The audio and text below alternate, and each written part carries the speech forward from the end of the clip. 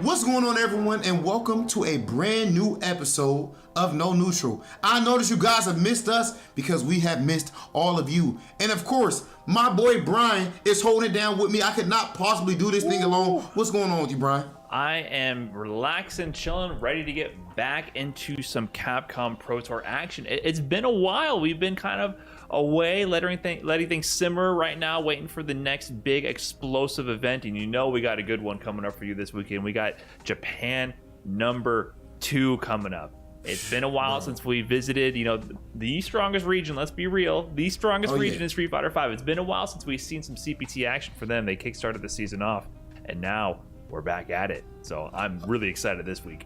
Beautiful thing, of course, you bringing up Japan. We're going to have some of the best competition that we've seen. And with us having this amazing competition from there, we also have our amazing casters holding it down over there at Capcom Fighters Japan. Shout out to my boys, No Motion. I see y'all. I'll be looking at the VODs and all that. Much love to all my people over there. Brian, with that being the case, before we get to Japan too, we need to go back to a fire event. We finally saw South Africa have their own CPT event. The cradle of humanity, and in some ways it turned into the cradle of shattered dreams, depending on who you're rooting for in that tournament, Brian. Because I'll tell you what, there's a certain player that we were hyping up the most out of everyone. And I'll be honest, I was a bit biased, ladies and gentlemen. Big Hollywood, keep it a buck. Man, Jobby M, godlike player, caring player, no less. I just know he's about to win. Everybody said he's the man, but the game is not played on paper. And before they even got to the CPT, of course we know who the winner was in this situation. Jobby played the first attempt with the winner of this one, Brian. Let me know what happened with that. Yeah, we already had the stage set ahead of time for what this event was going to boil down to, and pretty much it came to what everybody expected. I mean, the conclusion was where there was the unknown, but we all went to this expecting to see the two strongest players currently in the region meeting in the finals, of course, Jobby M and Billy Date. We had the set on Capcom Fighters leading up to this event a couple days before it, and who won that one? Jobby M won 10-5, but the big takeaway a lot of us had from that was, who won the first three sets, the first 3 games of that? Billy Date. No, 3 games is a tournament set, right? 3 games is a tournament set. So leading up to this moment, Jobby M kind of had the hot record in South Africa. He was winning a lot of the events, and he said himself, if I can stay mentally strong and composed throughout this event, I can do it. Well, he had some roadblocks on the way to that grand final. So we're talking about Jobby M here, but he went to losers very early in pools, losing 2-0 to Apollo, very strong Guile player. But he showed that composure and making his way all the way back to grand finals. And I think both these players were kind of dominating their bracket a little bit. They had one potential wrench in that bracket. Your guy, Sean Carrington, you've been rigging him up. Bro, I was hyped about Sean. They were complaining about Bison a whole lot, Brian. We heard them on sets talking to Jammers, talking to Veggie. They were crying about Bison. And they were crying about Urian too, I think, but mainly Bison. I was wondering, why? Usually a lot of times people are tight about a character because of the region they're in, and they're being terrorized by someone. Same thing like Japan having Balrog, and they're like top 1 in their tier list because of Pugeta. And it turns out this was another one of those cases, and we had Sean Carrington. He used to be on top back then, Brian. You know who had put me on game with that? He used to be on top, and then he had passed the torch. He stopped playing as much and everything after my man Jobby M took over. But then he came back to show the people that he still was that guy. And then going up against my dude Billy, who ended up winning the whole tournament. Right. This is in top 16. He was the only one to get a game on Billy in this whole tournament outside of Jobby in grand finals. So clearly we can see some of that latent ability, but it wasn't enough because the young bucks still got it done there.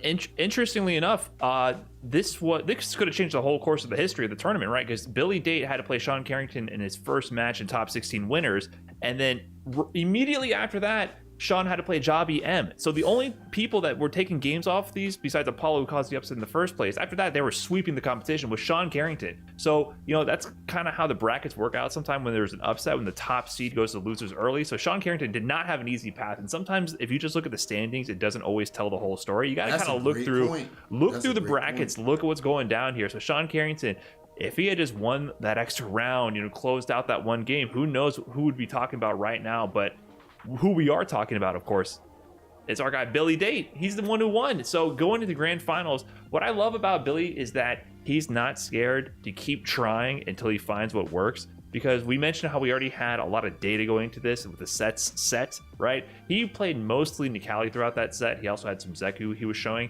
When he got to grand finals versus Jabi, not gonna lie, it was a ugly. wash. It was a wash ugly, up front. bro. Jabi reset that bracket 3-0 kind of free. It was 2 against the Nikali. He's already seen that. He's already done that. And then Billy tried the Zeku 1 game. You showed me this before. I'm good with that. So the reset, it was looking like all Jabi M at this point. It looked like he had gotten his nerves under control and was ready to sweep. Next set, the first game, Billy brings out the Ed, another new pick. That's the 3rd character in 1 set that he's pulled out. But this time, Jabi, he wins again, 4 games in a row.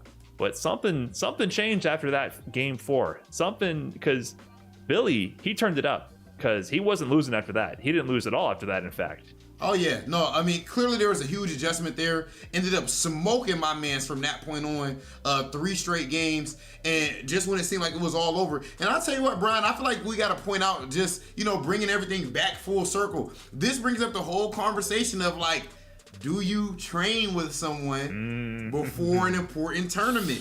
Is there some sandbagging going on? Like, was that the full-blown Billy? Maybe Billy played the first 3 games, cooked them up, and said, I'm not sure. I'm saving the rest for nationals. Who's to say? You know what I mean? Like, personally, I land on the side of not sandbagging and just playing it out. And I'm sure that's probably what Billy did. I don't know. But regardless, let's assume that they both played that first 10 100%. You would think that there's a slim chance that Jabi would lose this set here. But the thing is, now you have those tapes. Now you have that stuff to study from. I remember another example is when we saw Punk and Mr. Crimson. Before everybody knows about the Red Bull Kumite set where they, the big handshake and all that. But we all, I want to shake your hand. We all know about that part. But before that, just on streams, if your ears to the Street Fighter streets, you know that they had a long set and Punk washed Mr. Crimson pretty disrespectfully. Then tournament came and it was something different. So, guys, look, if you take those L's, take them, enjoy them, embrace them, and study the tapes, come back with a new strategy, and who knows, maybe you can be in CPT alongside my guy, Billy. I was going to say, I would err on the side of, I think these guys probably play each other a lot based on what they said before, so it's a great story. I feel like they weren't sandbagging. I would say Billy, though, what I like about Billy is he's persistent. He's not playing clean Street Fighter. Jabi, I feel like airs more. He's playing Karen, of course.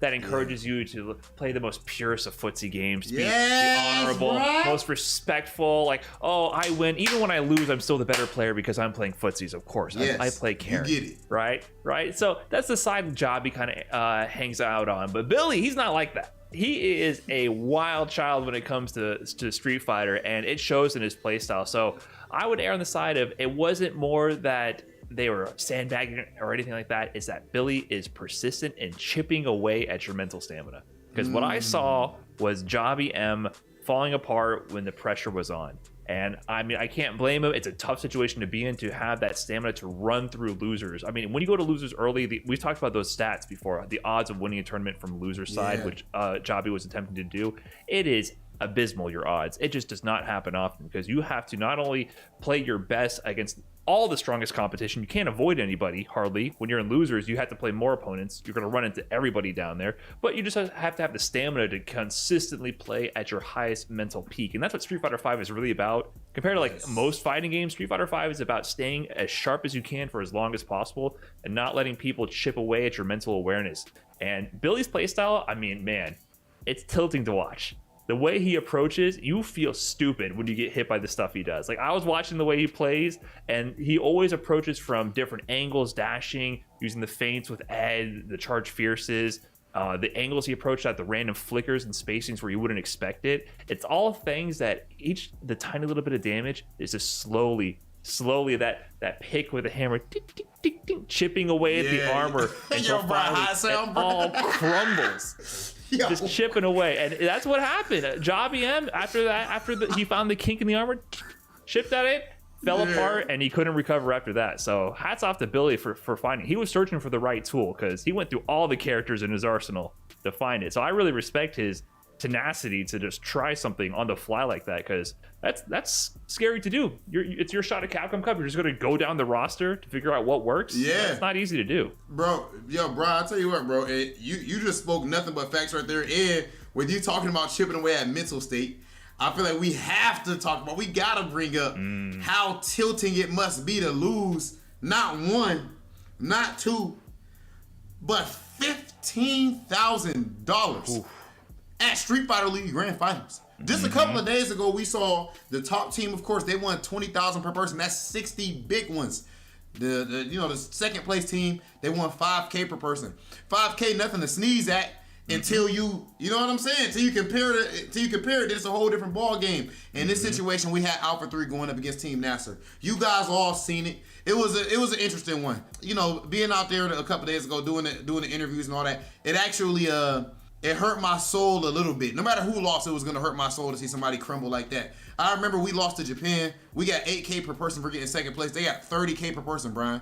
I still can't afford sleeves for my shirt because I lost that match. I could only get this shirt and a necklace, and it was over with for me. So now, if you guys see Punk, if you guys see Nephew, if you guys see CJ Truth on the side of the street begging for change, please help them out, because Team Nasser did that to them. Oh my goodness. I mean, yeah, it was a long time coming too. I think that's the worst part. You're sitting on this potential paycheck for quite some time, which due to logistics with COVID and everything, we had to wait off to have the finale until we can finally come back together and compete once more. And oh my God, that time away, I feel like the suspense more than anything makes it sting twice as hard. That gotta hurt. Yeah. Ooh, oh my God. You just know that there's the other teams are frothing at the mouth to get that money. And yeah, like you said, Team Nasser just came out on top. I mean, but it's no discredit to Alpha 3. I think all of them came with their A game. Nephew putting on some of the best Street Fighter he's put on in a long time. I think time and time again, he's been proving in these opportunities that he's found to take them and show what he's made of, because he's kind of one of the players on the up and up in the American scene, trying to show that he can compete on that worldwide level. Had a great set with Big Bird, but unfortunately, I think the Birds, they came to play. They ate up the competition.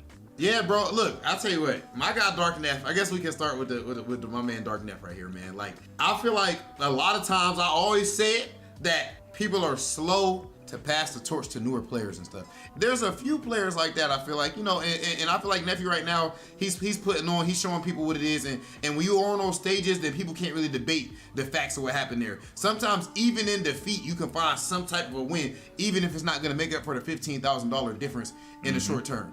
Now, as far as the bans right there, we had Team Alpha 3, they went ahead and banned Rashid. They said, Big Bird, nah, out of here. We're not dealing with Rashid. Then we had Team Nasser. They went ahead and banned Karen.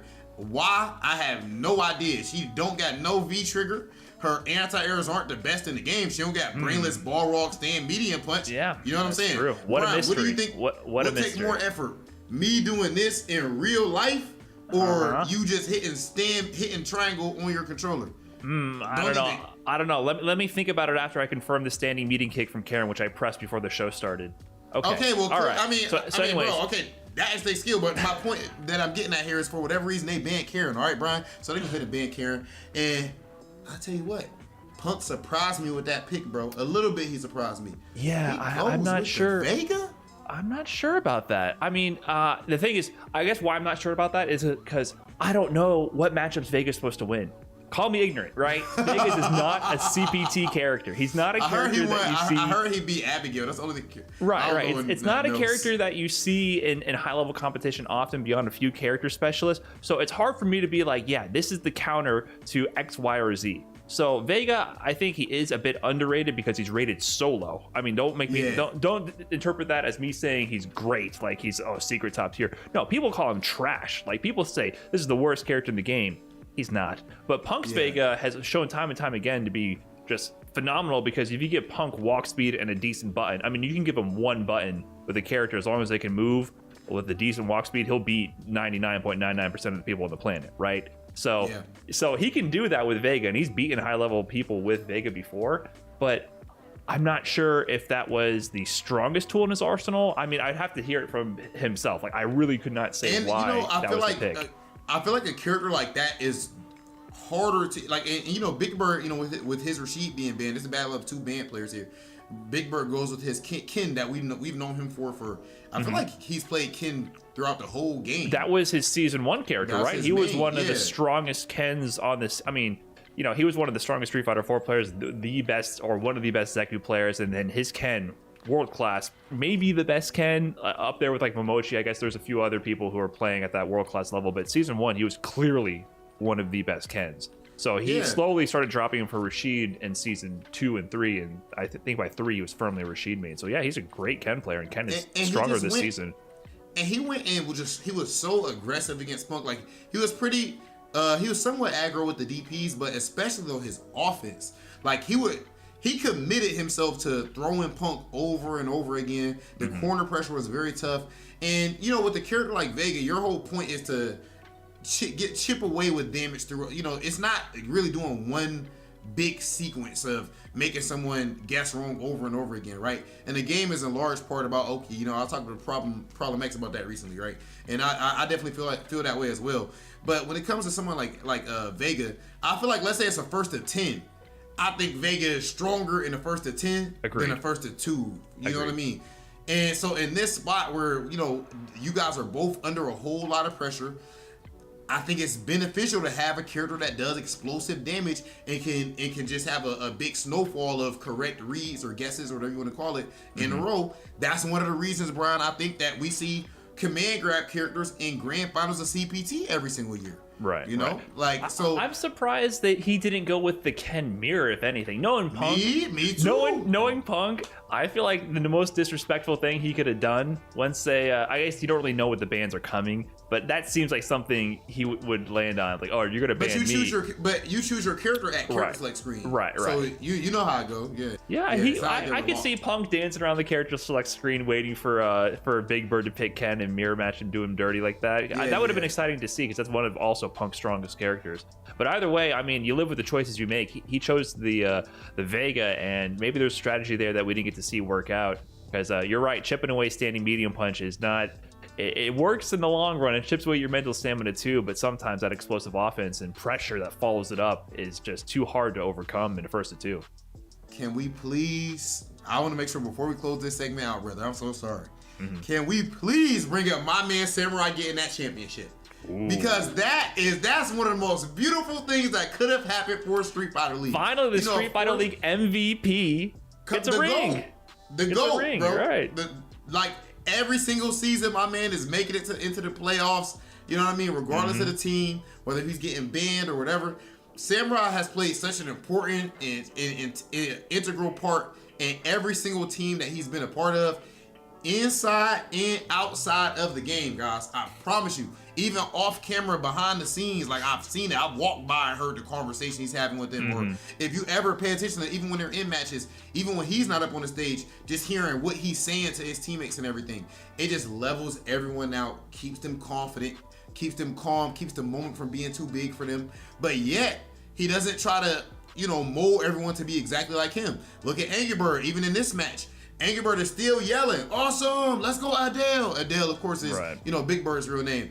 You know, he's still bringing all that energy, but that's what a great coach does. Samurai is like a player and a coach at the same time, kind of like a Peyton Manning or a Tom Brady. So I'm very happy to see his bald ass get a championship. It was a long time coming. Yeah, if you ever need someone to teach you how to harness your energy and to stay strong and keep away from the donuts to maximize your potential during a match, that's my guy Samurai. So yeah, since season 1, he's been putting on, even through the bans. He's got his Pocket Ryu, he's got his Kage. He's definitely a pivotal member of every team he's been on, like you mentioned. So congratulations to Samurai, and of course Team Nasser for clinching the season 3 finals for Street Fighter League. It's been a long time coming, and congratulations. So as amazing as that was, we're moving on to the future, and that means that we are on to season 4 of Street Fighter League. Even more stacked teams. Europe is going to be here this time. Make sure you guys pull up October 7th, Thursday, on Capcom Fighters to see season 4 of Street Fighter League. With that said, we might be having to congratulate some new players today. Oh yeah. Because we have the Japan CPT second event coming up. It's gonna be such a tournament. I have been starving for some Japanese CPT action. I love the CPT events because it's when everybody everybody comes together for one humongous bracket. I mean, you better be on that Smash GG page refreshing, looking through the pools. I mean, we're only streaming the top 16s and the top 8s on the Capcom Fighters channel, but I'm telling you, there are going to be so many stories, so many players, so many upsets, so many names being brought up and being saying, this is who I am, look at me. Oh, you like Bonchan, you like Daigo, don't forget about me. You know, that's what every CPT in Japan has, those storylines. Check out the brackets, and man, this top 16, it's just going to be the best of the best. I'm too excited to see who's going to be in this one. Brian, before we even get to all of like the super hitters, the legends, the GOATs, I want to make sure I bring up my guy, Moruto, the Dan character specialist, the innovator, the creator of Dan, I gotta say, because I haven't heard of any Dan player popping to this level before this guy. You know, currently he was actually picked for Daigo Street Fighter League team. Now, of course, Daigo's a great guy, nice guy, likes to grow the scene and all that. However, I don't think that he's picking any type of scrub when it's that much money on the line. He's the consummate professional, so you know my man's a real deal. But now, with that being the case, we got to make sure that we shout out all of the GOATs. We already seen Margo win this tournament, and it was not just any old Margo. We saw the birth of All Day Margo. We saw the end of September Margo. A beautiful storyline, and I do not see him in the bracket this time. Margo, you don't like money? You don't like yen? I don't understand. I guarantee you I'm in CPT Midwest too, trying to get that couple ducats. You feel me, Brian? You better be there. You better be there. What you trying to tell me? I'm saying you better be in that bracket. I'll remind you. Dora, I'll be texting you. You gonna remind me? Signed up yet? Are you saying it? All right, yeah, all right, I got you. All right, but now, you know, so I'm excited about this whole bracket. Of course, Margo not being in there, but Kawano is probably the person I'm most excited to see out of everyone, bro, to be honest with you. Of course. He is the most informed player in Japan, period, right now. He won Evo, and he also won Topanga, which Topanga was offline, mind you. Correct. A lot of people try to no more capping, man. I did a whole like little segment on Kawano. Stop it. This guy. Come on, bro. People want to discredit about the Evo online. First of all, CPT is online, so we're fighting in the same domain. That's the same stadium of battle here, right? With CPT, every player is going to be here. There's still players out there who he hasn't necessarily beat in a bracket format. And last CPT, he got 4th place, losing to Momochi and Tokido as well, I believe. And Momochi kind of schooled him, not gonna lie. It was a clean 3-0. Like, welcome to Classic Street Fighter. That was pure footsies and fundamentals and spacing. Got nothing started. So, you know, I want to see that. I want to see him potentially overcome those final stepping stones to say, hey, stop it. I'm the best right now. But you never know who's going to step it up. I mean, even Mago, All Day Mago, going into CPT 1, were you expecting Mago to win? I wasn't. And I'll tell you what, bro, you know a player that I feel like doesn't come up a lot in Japan? This player comes up a lot in pro circles, like behind the scenes with all of us talking, but not in the public or as much. My dude Mochi, bro. The OG. And when I say OG, I'm talking about as far as, you know, like I'm pretty sure he's like not a spring chicken per se. He's OG. You got it right. He got second at Evil Online. That's the thing. To the storyline there was that Kawano, he's the spring chicken, and Mochi is the opposite. Yeah, Mochi the Dalsum specialist. But that's the thing, though. Can you do it with Dalsum, bro? I don't think so. I'm not saying it's not possible. We saw. Actually, I don't know. I might have changed because we saw Mr. Crimson do it. We just seen him do it at Red Bull Kumite, and then we just saw Mochi come within one set. V-Shift changes a whole lot for Dalsum. V-Shift does change a whole lot for Dalsum. I don't know, but I don't think it's not going to be an easy I task. think it's time we stop treating Dalsum as being like this special character. I just think he's a character that can win. Bro, he's still, He's a character that can win, just like all the rest of them. I mean, obviously, he has a few bad matchups. Like, I don't know, if Mochi runs into a Pagera, I don't know what's going to happen. That's, just on paper, Balrog kind of be cooking some sim here and there. So it's definitely a matchup character. But Mochi, yeah, you're right. He deep run in Evo online, getting all the way to grand finals. So that would be awesome to see him win, because he's like the stereotypical like training in the mountains. Like, he only comes down for the big events, and then people don't see him day to day. So yeah, he could definitely do it. But I'm kind of looking. I want to see like the big bodies come back. Yeah, I haven't seen Itabashi cooking in a while. I want to see some Itabashi do some work. That's who I'm rooting for.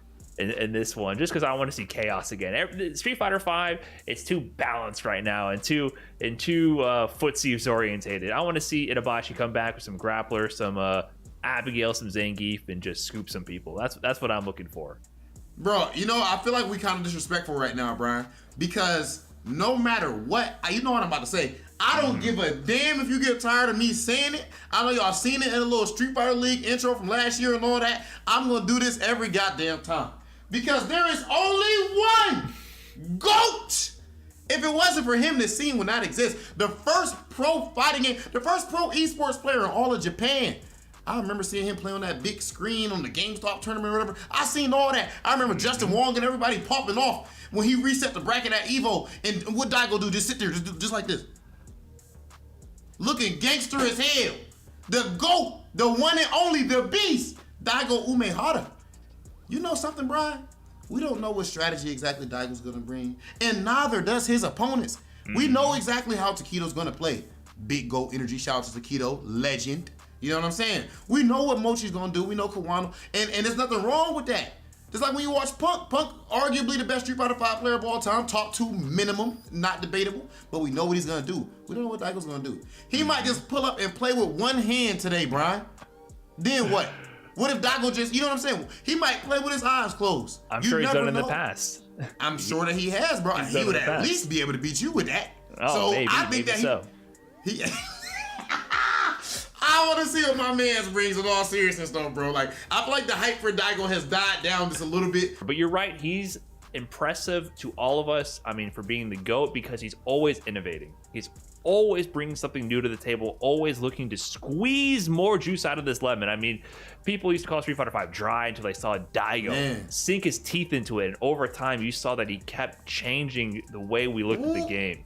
He continuously reinvented the meta of Street Fighter V, and he might be doing it again this weekend, and that's why Daigo is the GOAT. But that said, there's a whole legion of people trying to take that title from him. I mean, we got Takedo. Trying to take the title? We got Momochi. Brian, we got Bonchan.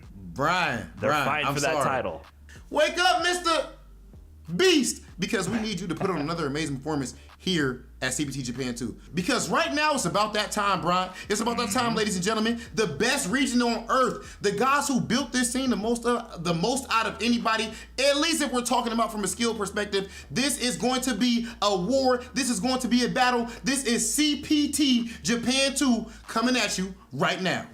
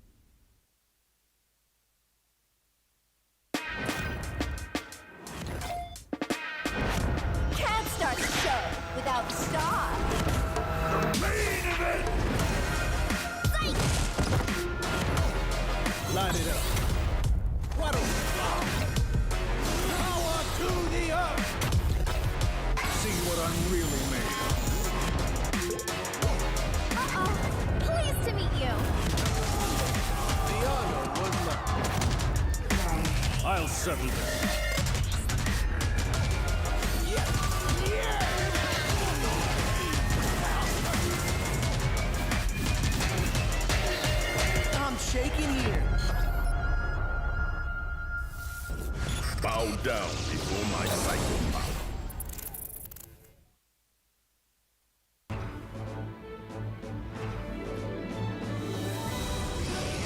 All riders have to strike out on their own. Let's do this!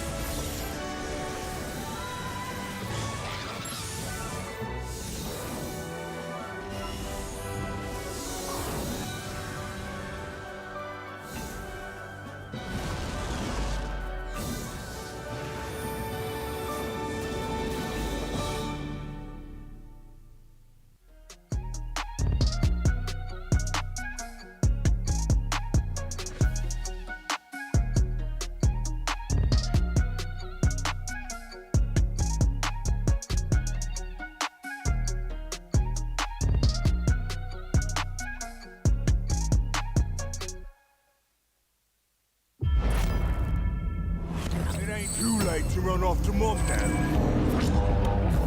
These matches are going to be even more ridiculous. If you know anything about Street Fighter, you do not doubt the GOAT. My man is always hitting go. You thought I was playing? Oh, you're hella dead. The main event. Help me out, Nadeshko. And look how much it means to him. Wow. That's not over. Are you serious? My man is reading right now. My man is reading.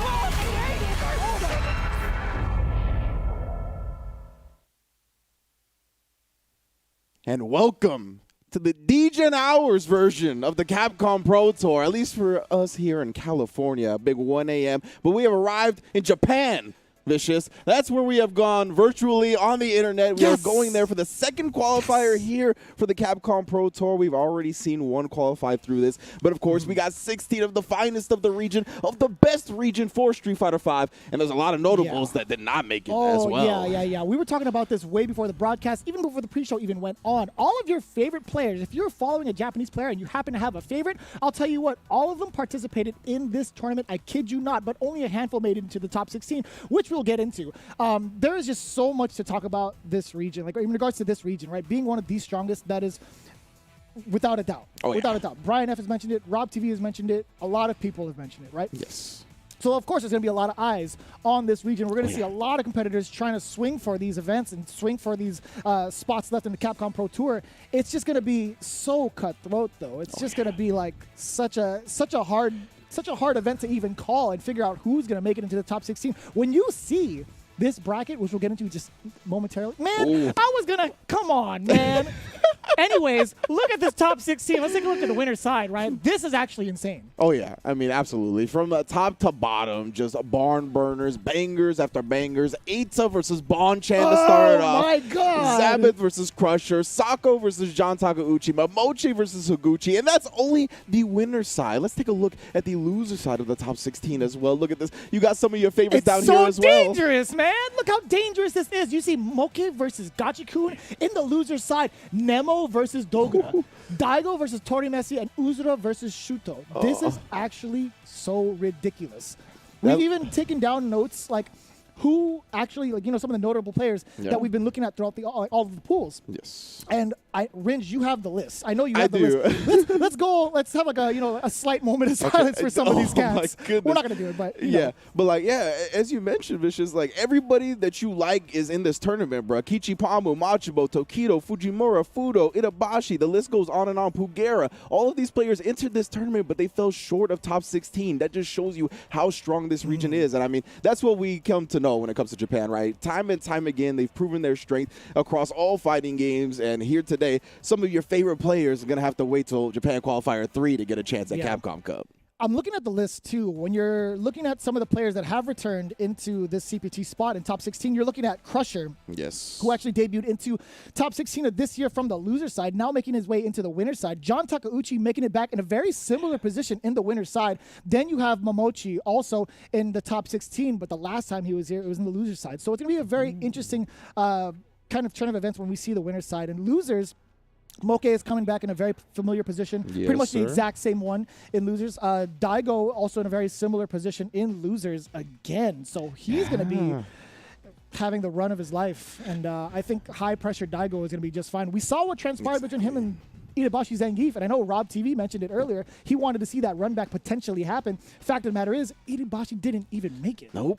Unfortunate, man. And it's wild. You mentioned Daigo going to be running from losers, and we heard Brian and Rob talk about the pre-show, how abysmal your chances are. That's the way Brian put it. Abysmal chances are of winning a tournament from the losers bracket in this position. But if anybody's going to do it, as Rob put it, Daigo, right? It is the person that really put the fighting game community on the map in the first place. So, I mean, if anybody's going to have that protagonist-type story, it is going to be Daigo. Yeah, but there's just so many other supporting characters in that role that can easily fit the bill, right? You have Gachikun in there. You have Nemo, who took down Tokido twice, by the way. He double jeopardied him in pools. You also have Dogura making his way back in the top 16 with that Bison still. There's just so much to go through, and it's actually really ridiculous. Even talking about the character diversity, right? you're looking at these players, very familiar names, right? Like household names at this point. You're going to know what kind of characters they're going to play. Still all very diverse, right? Just going down it. There's only one person here who is rocking one of the new characters, and that is Momochi, who has been studying Akira ever since she dropped, and that's the character that he's been using in his runs. Shoutouts to everybody involved in the pre-stream, by the way, for showing off the pools. I know Aru was there, No Motion as well. Shoutouts to you guys. Just watching that was very educational. They just go through every single pools and do a little breakdown, and actually show the matches as well, also while keeping the cosplay going. I do appreciate that. So you guys over in Japan, we notice and we appreciate you guys a lot, actually. But again, just to mention, a lot of these cats, going back to their tried and true. Two players that I'm looking at also, Zabeth and Crusher, that I have not seen before. Crusher, to be honest, though, we saw him in the first qualifier for Japan from the loser side. He fell to Fudo a little short. But this time around, coming in stronger in the winner's side, going up against somebody who I personally haven't seen, Zabeth. Yeah, exactly. I am unfamiliar with Zabeth as well. We did a little bit of research. Our intel has led us to believe he plays Falk, right? That's the replays we've seen of him. And I mean, this is a character that you mentioned has been rising a little bit in the East as well in popularity. And I want to see what he brings to the table, man, because I just still haven't seen, besides like the Four Fills, right? Like out of the UK, like that's the guy that I see messing around with Falk the most. But besides that, I really still see this character struggling, kind of underrepresented. So I want to see if he enlightens me a little bit today. Yeah, so there's going to be a lot to really go through in terms of character diversity, but we're getting into our first match. Aita versus Bonchan. Excuse me? This is how we start. So Yes! Two of probably one of like the most explosive players in Street Fighter, Aita, and then Bonchan, one of the best to ever do it also. Yeah. I mean, Aita was like one of my first favorite players in fighting games at all. Yeah, you know what I'm saying? When I saw Aita play, I was like, okay, this guy is like one of my inspirations. Like the amount of disrespect, but the way he balances it out with like solid fighting gameplay is just like, it's one of my ideal ways of playing. So I always like seeing him. And of course, I think Bonchan falls into that same category for a lot of people, right? I think Bonchan is quite the source of inspiration for a lot of fighting game players, right? Playing the Sagat, the Karen, the Nash. He's just always been like completely immaculate when it comes to being a fighting game player and all the fundamentals that go along with it. And there's something that's very much so like a direct skill that you can't really teach yourself how to do, like, and it's getting reads, like getting those instinctual reads on players. Even Daigo had mentioned it to Bonchan being like a mahjong player, like you should really try your hand at fighting games. Like I remember that lore saying like, you know, Bonchan has some of the most immaculate reads when it comes to breaking down like defense or what a player wants to do. So that's going to be really interesting coming into play against Aita. Exactly. That's what I was going to build upon. Was now that I'm really excited about the player matchup here because Bonchan is so strong at his reads and Aita being so unpredictable, being so willing to throw everything that you know out the window. Gone. And just completely change up the game plan and present things that make players uncomfortable. But Bonchan is just so experienced, so tried and true that it's going to be hard to throw him off his game. I'm very interested to see how this goes down. Hopefully we have the quotes ready because we've been talking about these players for a very long time. We are just super excited to bring this to you. Again, Japan #2. This qualifier is going to be ridiculous, but not this quote. Bonchan, I'm only looking for victory. I take it back. It looked small, but man, that was a big surprise. I mean, big things come in small packages. That was great. Bonchan, straight up. I'm only looking for the W. I was going to say, that did turn out to be a ridiculous quote after all. Let's see what Aita has to say in response. No matter what anyone says, I'll keep DPing. And that is the type of attitude that led me to be a fan in the first place. I have not seen him with this hair color.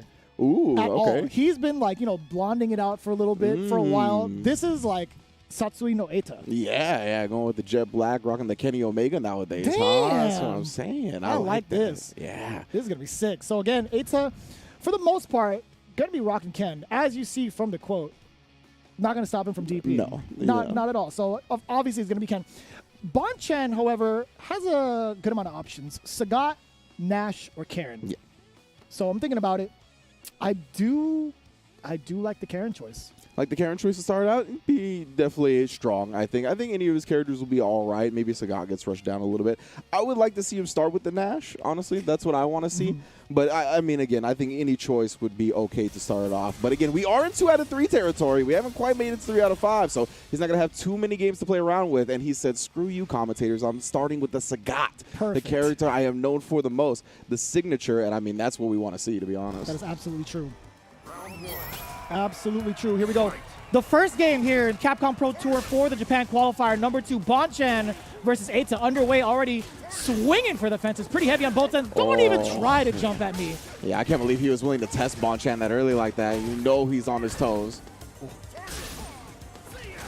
Ooh, and then trying to kind of go past the fireball with that. Does find a crunch counter. This is a big opening for Aita. Yeah, you already know that's going to be a juggle all the way to the corner. Ooh, and it catches the V shift with a V skill. Hold up. Not plus enough, though, to pursue anything else. Well, actually, no, he could have, but just didn't have the opportunity to. Big roundhouse to stop that preemptively. Nice, catching him right before he lands. EX needs for big damage. That's good positioning for Bonchan as well. Yeah, being able to throw Ken all across the screen like that with the EX Tiger knees is absolutely pivotal for the positioning. But man, the lights just lead to so much damage. Bonchan taking first round. I feel like it was off of Aita kind of making these very risky decisions to get this intel. For sure. And that is Aita's style, right? He's willing to take big risks, try to condition you in certain ways. Hopefully it plays out over time in his favor. Oh, you know what that was. There's no way that was just a normal jump roundhouse, right? That had to be, oh, that's cool. I like that. And the pursuit afterwards. Oh, that link. Just going right into the Tiger uppercut off that. That was sick. This dude, Bonchan, is ridiculous. Again, conversions all day. Stop thinking you can do anything. My man, Bonchan. You can see the satisfaction in Sagat's face. Yeah. He's like, I've done this to your sparring partner 1,000,000 times. That's so sick. There's so much damage. That was a lot of damage. You don't want to step into that place where Sagat roams, bro. No, not right now. Nah, he just did a great job really overwhelming Aita. You could tell, like, once Bonchan got the lead, and Aita, sorry about that. What just happened? I don't know, something happened over on our end, but it seems like we're good. Yeah, Aita looked pretty overwhelmed a lot of the time when he was trying to move back or approach. Bonchan was ready with a crouch medium kick to just kind of stuff him out. And then, yeah, a ridiculous link off, what was it, the stand heavy kick? Stand roundhouse, yeah, that was, wow.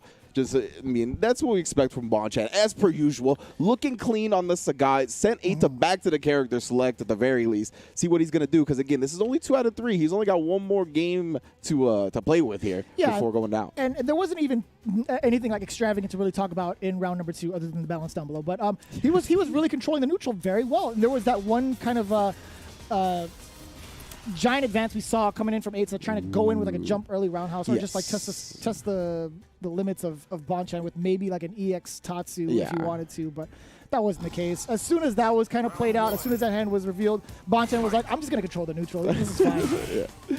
And good stuff. Aita going to be going up with the set switch, right? So that's going to be enough for the Ken. Already being able to absorb as well. And I do like the Seth choice.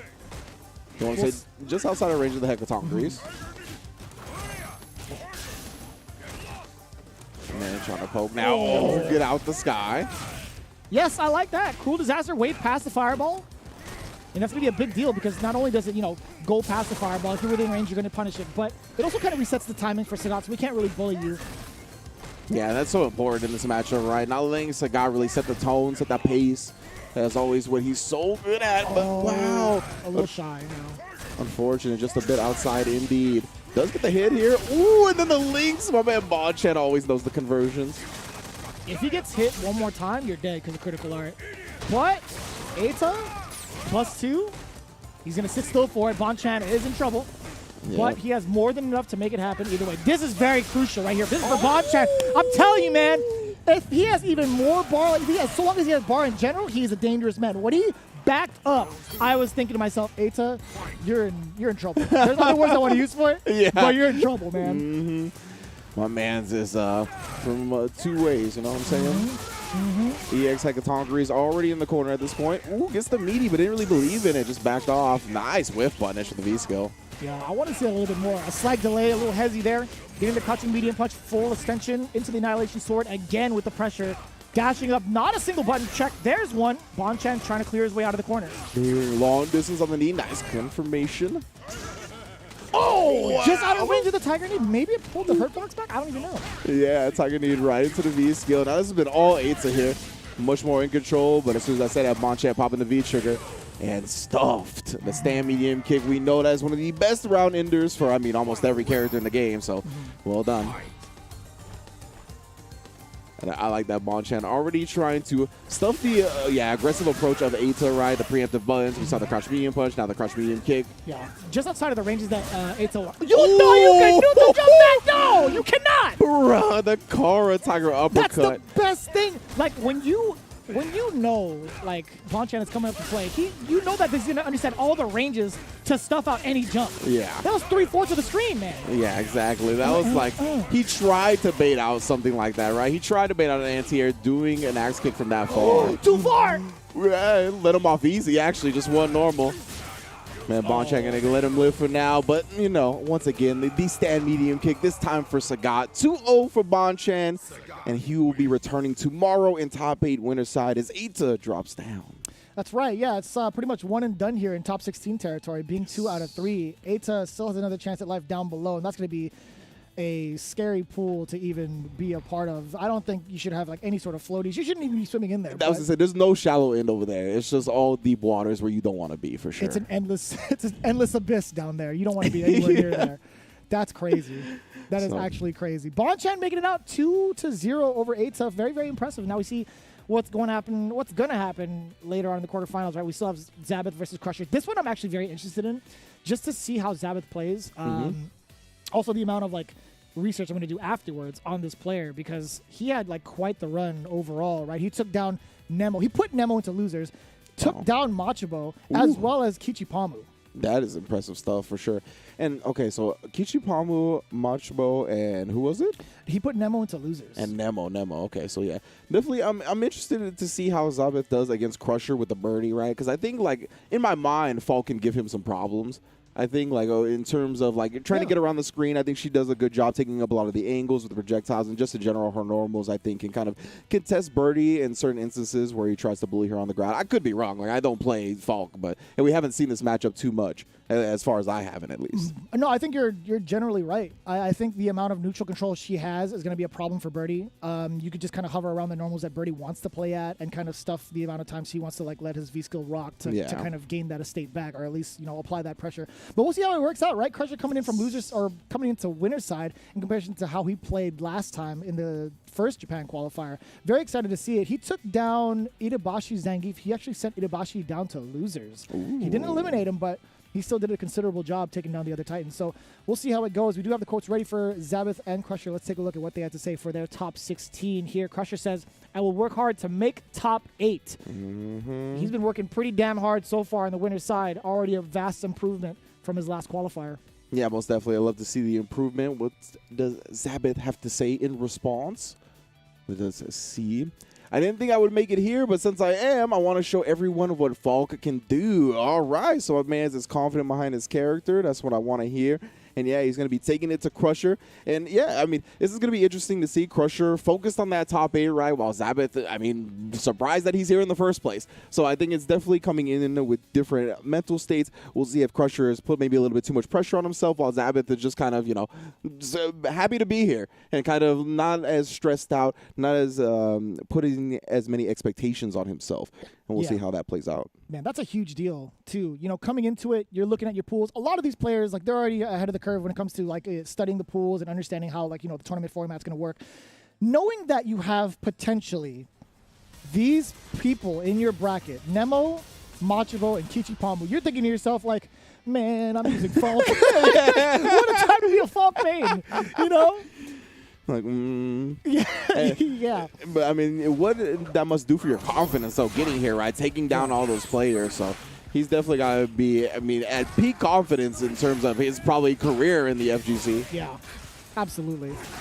And yeah, already we talked about that, right? Falk going to be able to keep Birdie out at certain ranges. Mainly that, I think, was going to be causing Birdie a lot of problems. You can see the crouch medium punch as well. Yeah, crouch medium punch, forward heavy punch, any of the charge shots is going to be a problem. It's going to be nitpicking away. You're not looking at big damage conversion. You're looking at, you know, death by 1,000 cuts, as you so put it pretty often. Ooh. Psycho Schneider, get him off me. Already. Can't let him get close. Yes, indeed. Right to the V-trigger. Zabeth, textbook round 1.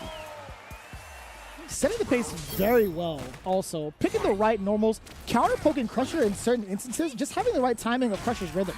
Without even having to play him yet. Like, he just understands, like, the timing of what he needs to do. He understands the objective. You see what I'm saying? Yeah. Like, he knows the timing. Super good, too, because, complete counter poke right there. Stuffing him before he even gets started. On the verge of stun as well. You can't take anything. Bust out. V-trigger activated as well. Crusher can't turn this around here. Oh, Connor maybe holding up, looking for the command grab. Oh, yes. What a time to V-shift. That would have been so dangerous. Throw or command grab, especially with V-trigger 1, right? He's still so much faster to close the gap and still apply threats with me. Oh! That was ridiculous. Ooh, Wakes up with the CA, what? though. Zabeth letting it all hang out to start the first game. 1-0. What? Yeah, we put it on the line. This guy's a savage, man. That's how we get down. Game 1, top 16, Japan 2. Like I said, I didn't even expect to be here in the first place. Did you expect this CA? That was pretty good. Like maybe like Sako Schneider, sure, but like that win con is like if I CA here, I win. Yeah. But if I get blocked and I die, he doesn't have that much meter behind it anyway. I'll take that risk. Like being able to make that decision and that quick and assess it that way is pretty good. All right, my man. He's like, I'm not worrying about the consequences. I am just believing in my actions. That's a lot of conviction. Yeah. Forward throw as well. Zabeth doing a great job here, once again controlling the neutral. That's what she's going to be good at. And now Crusher, he's got to make the most happen when he pops his V-trigger. Oh, yeah, you get to punish that. It's -10. What was that, 4 tiers? Yeah, 4 tiers is -10. V-trigger active now for Zabeth. He's going to respect. Can you believe he didn't press a button after that? He did not press a button after the stomp. That's +3. Crusher was going to take advantage of that situation and use his armor. And Zabeth was like, no, I'm 2 steps ahead. That is ridiculous. This is actually... I mean, he's on set point, right? He's playing this to perfection so far. Oh, and again, bro. I'm so impressed by this player. Yeah, we even haven't really seen the Viso come out again. Put the can away. No littering here, please. Now, yeah, okay. Back within range. Yeah, outside of playing that V-skill game, once he's within range of like heavy buttons, medium buttons, he's going to be swinging the Crusher now. Gets the most of the exchanges while he's in V-trigger, so Zabeth has to find ways to get out of this pressure, and that's a great way to do it, to kind of neutralize the pressure. Just jump back, give up some of the estate, corner yourself. Still has the life lead, right? Oh, -10. Big punish, great. Awareness from Crusher right there. He's going to take the life lead huge off that as well. Make a guess for game. You guessed wrong. And Crusher staying alive here in this set. Zabeth still on set point, but he could tie it up with another victory. Now, despite having 3 bars down below for Zabeth, I don't know how often she'll be able to use it outside of like EX shots, maybe like a EX Sako Schneider on wake up if she gets knocked down right. Yes. But off of big conversions, sure, she could do like a... I don't know. I don't even know what she can do, really. Yeah, right now it's just been trying to win the war of attrition, win the neutral, convert with EXs like that. That's right, yeah. She could convert off of the heavy punches right into the lunge. You just got to be on point with it. Or I guess vault, I guess. I'm thinking about the names. But either way. Yeah, we still get big conversions. Yeah, there's another one. Yes, sir. Yeah, it's going to be real easy to commit to that, blowing up the armor attempt with that. Yeah. See, I'm not even thinking like the kind of conversion she would get off of combos too. Like I'm just thinking about like how you would use the EX meter to keep Birdie away. Could have done it again to the EX launch. Very surprised she didn't end up confirming with it further there. But Zabeth still in complete control, not even at V-trigger yet. Crusher here, draining a little bit, tried for the wrist, dash up command throw, the Hail Mary comes up empty. 2-0 to Zabeth, showing off that Falk, showing off his skills. He's going to be a top 8 winners. My man did, in reaction to a dash up from Birdie, a neutral jump instead of throwing out the normals. This guy can play. That's pretty high level, right? This guy can play. No sarcasm. That was actually probably the most impressive Falk play I've seen outside of like the 4 fills. I mean, and just Falk in general, just full control of the situation.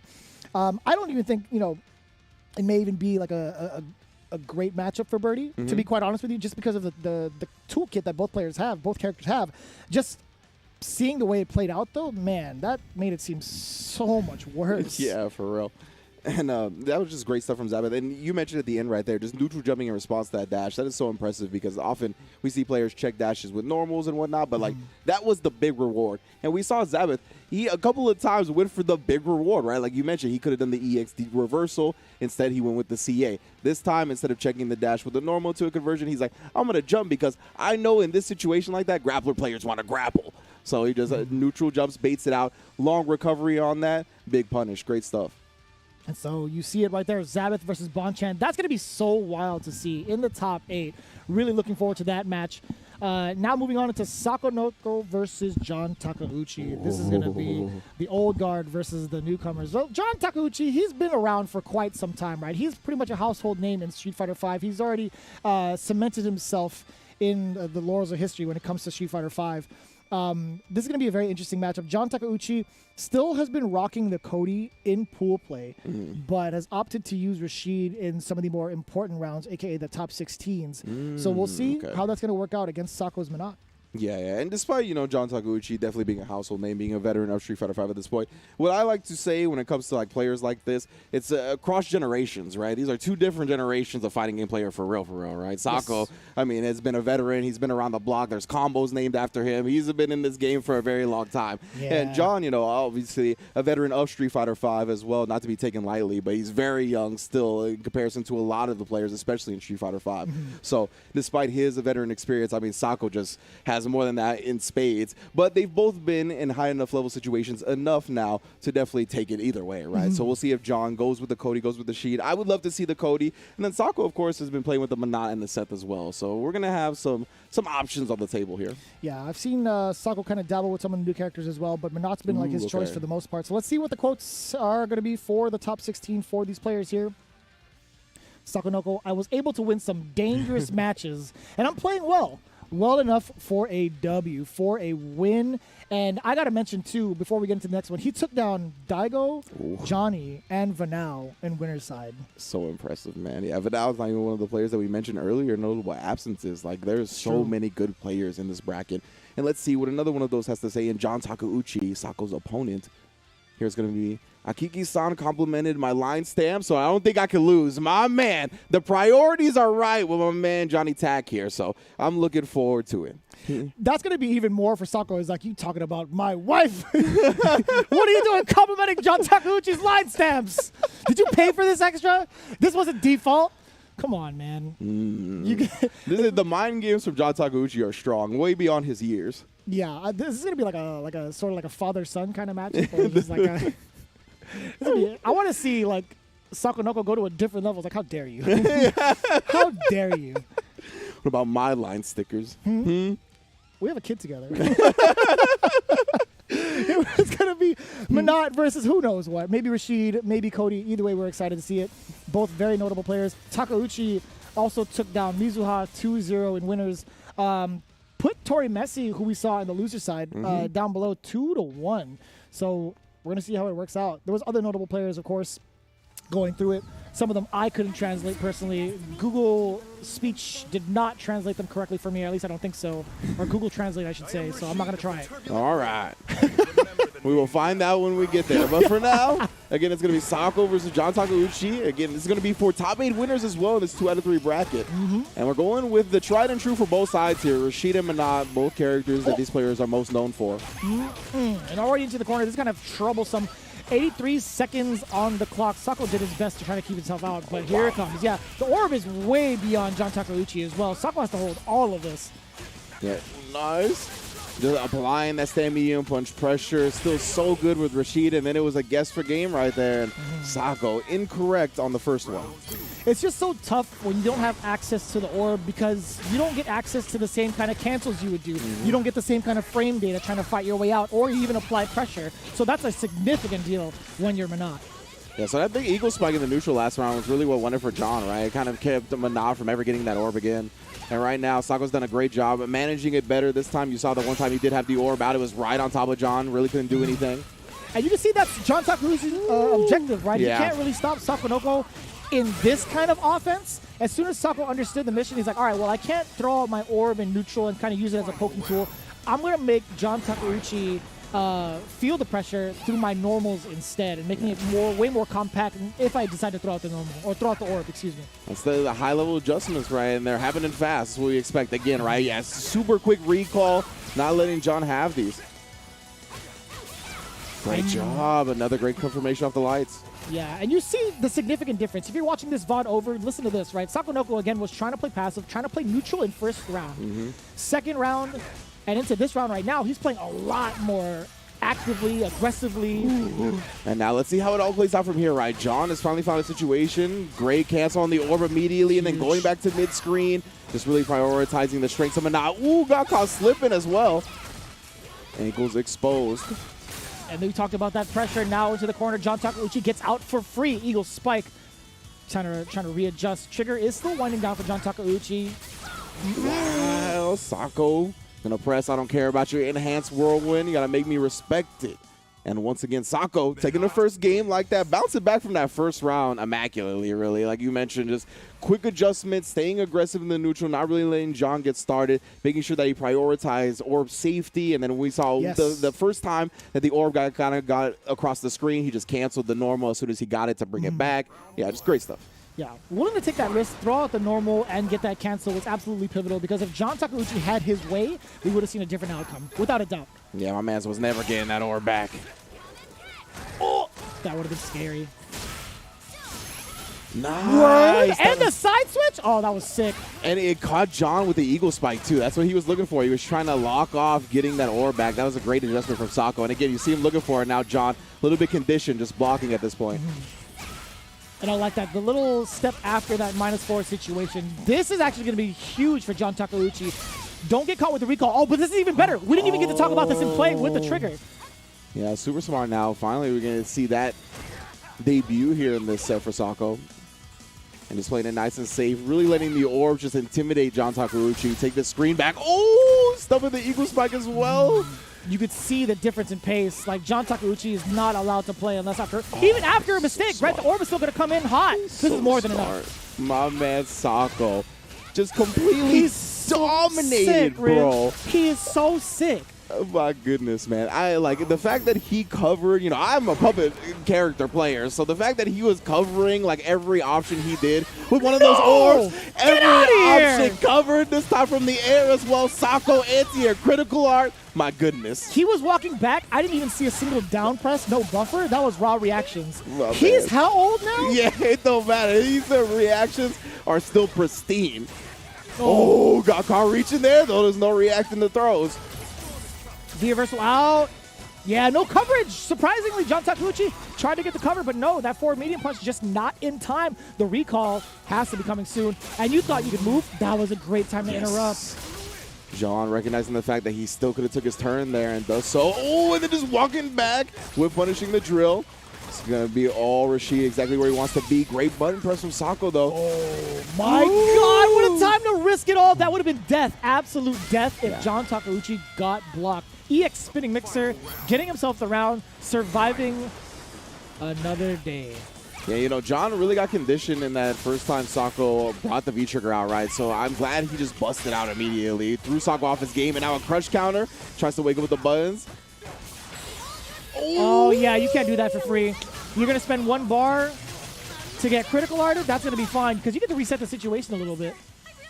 You're still in the corner, though. That's really unfortunate. Yeah, I think it's all right for both players, honestly, right? Like, Sako obviously gets him off a little bit closer on the life, but John Takeuchi still maintains the screen advantage, still has plenty of bar to work with.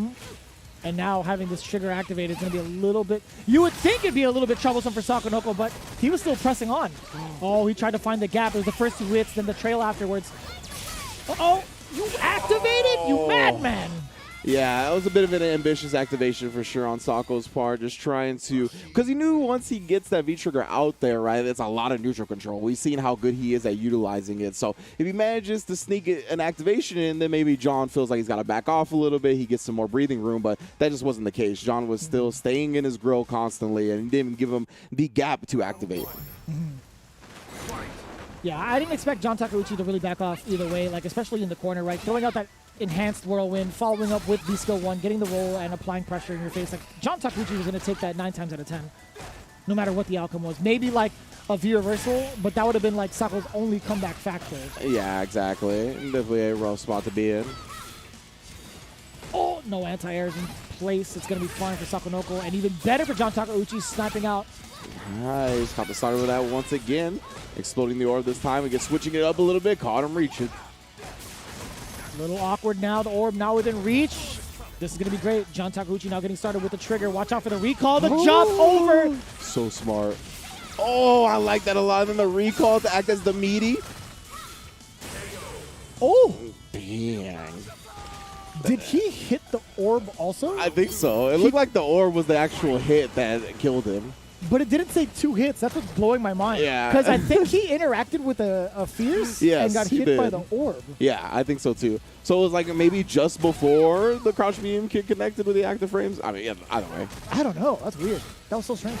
Ooh. Sako here on set point. John, though, already off to a good start in this round. Yes. Covering in the time. option select. Yes, sir. Forward throw now. Critical alert is a factor, but John Takeuchi is going to make the stun happen first. I'd imagine that could have been a big confirm into the round. Yeah, now Sako instead, preventing John from waking up with button, switches sides on him as well. Knee trigger activation freeze right there, presenting a weird opportunity, but neither player really taking advantage of it. Oh, they're going to cover himself with the orbs, yeah, even though the drill kick was a little unsafe. But he still had one orb left, converting. If he manages to get a frame trap or hit John Takeuchi, the orb is behind him. The recall's going to happen eventually, but it's not going to do anything. It's so scary. John Takeuchi is so reluctant, but he has to find an opening. You could feel the pressure coming in from John's play. Yeah, I'm not sure if he's like looking for a specific time to like try to snipe with a critical art or what, but he's definitely waiting for something, looking for a specific option to come out from Sako. Oh, boy. Oh, and Sako taking advantage of that hesitation with a walk-up throw. Very smart. And Oh, now John, now you're going to chip chip. range. Yeah. I mean, Sako, I think, oh, nice Fierce. I think Sako a bit respecting the fact that he had a reversal CA on deck, but either way, able to seal the victory. 2-1 to Sako. We're going to see him in top 8 tomorrow, and I mean, that always brings a smile to my face, man. Sako, just one of the legends in the fighting game community, and I've always been a big fan of the execution monsters, and he has been one of the best on that front. Yeah, not only is, you talked about him being a lab monster as well, kind of innovating combos that are named after him, because he's the first one to do it. When it comes to like new characters being released, he's pretty much on the grind. I highly encourage you guys to check it out. Sakonoko Game on Twitch. He is an absolute fiend, and you see it right there. Minot is not an easy character to pilot. No, by any means.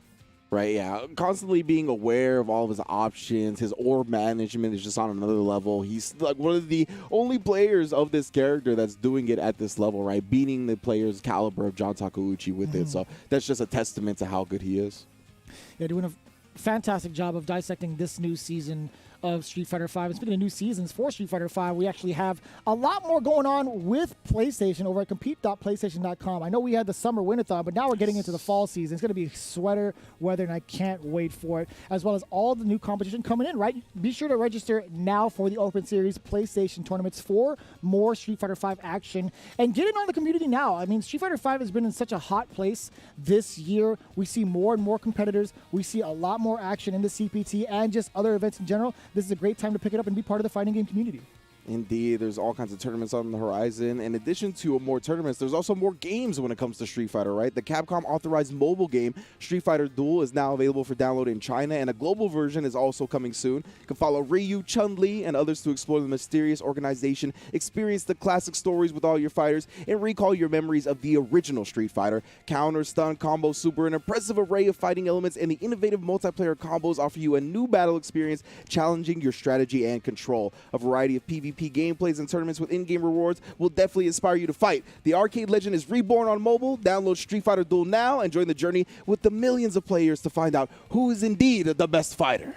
And we're doing that right now here for the second Japan qualifier for the Capcom Pro Tour. When we return from this break, we're going to have Momochi going up against Higuchi. You guys do not want to miss it because we're going to have some Akira on the deck. I'm telling you guys, do not change the dial. Come back with some snacks and some water, and we'll get some more Street Fighter V action coming your way. Time to fight, time to fight. Never give up, we won't retreat. The ones who stand after defeat. So fight, time to fight. Glory waits for those who fight. We unite, we are Street Fighters.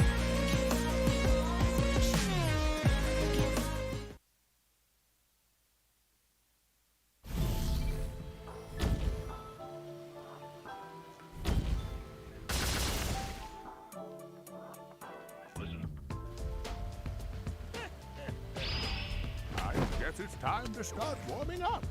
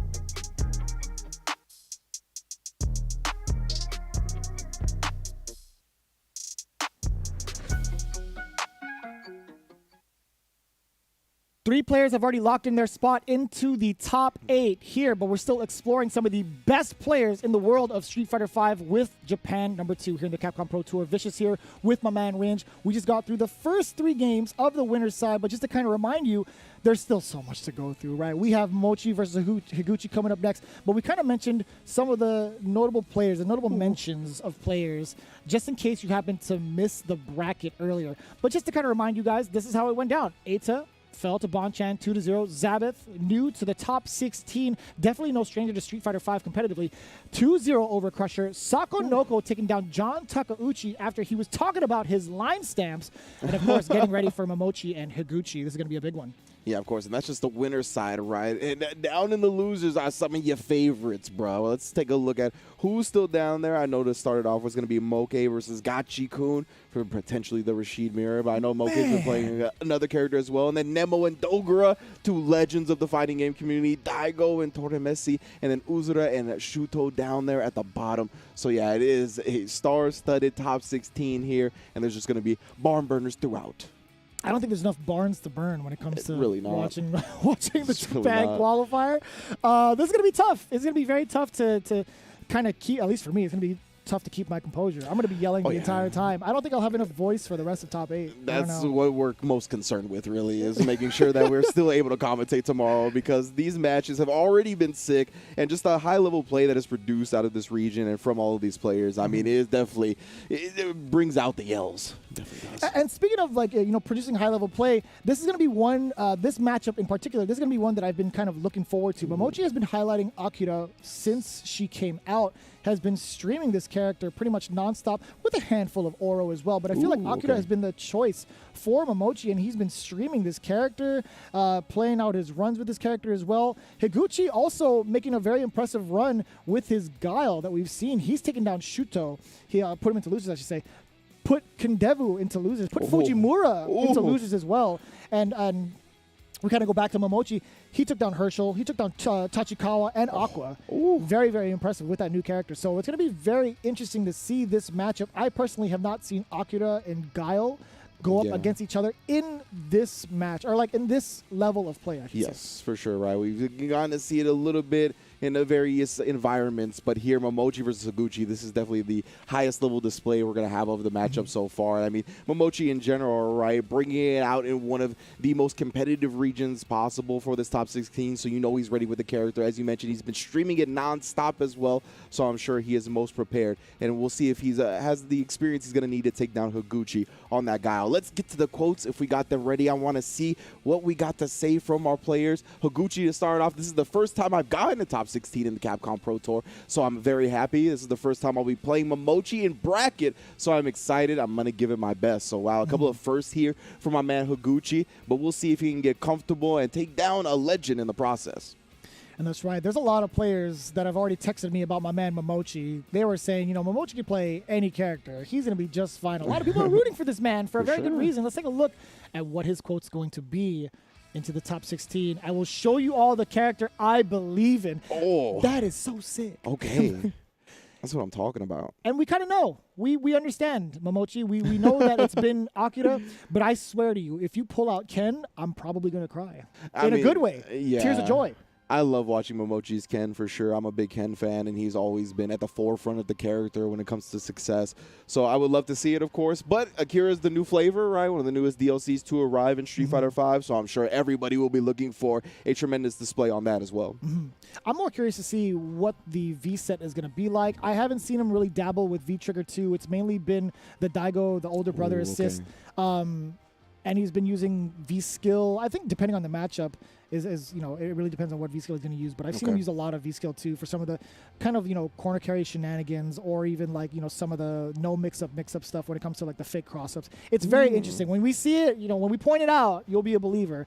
But it's going to be Momochi versus Higuchi. Again, Higuchi saying this is the first time he's played him in a bracket scenario, not a team setting this time. And he brought out the Ken. So we were talking about the Akira. It's going to stay on the bench for now. Yes! The OG Ken Masters has come to play once again. Yes! Street Fighter fans rejoice. He's back.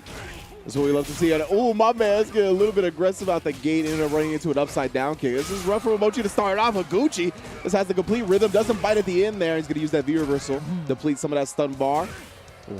But still, Higuchi that's locking him down. Yeah, this is what I love to see. This is the kind of pansy play that Higuchi's known for, right? That Guile has been such a menace, being one of the new kids on the block in Street Fighter V, picking up very well. Look at the amount of control he's got. Oh boy, Momochi is dissecting the information as he speaks. Yeah, and right now, I was going to say he's going to be trying to look for perhaps a V-trigger activation, but he only finds a sonic boom to the face. One round to Higuchi real quick. And so you're looking at the V-set 2 from Momochi using V-skill 2, the cartwheel kick, as well as trigger 2 for the Shinryu. You can blow up past the sonic booms within range. We'll see how much that comes into play later on. Yeah, absolutely, because in that first round, he just didn't get a chance to really utilize any tools up against Higuchi.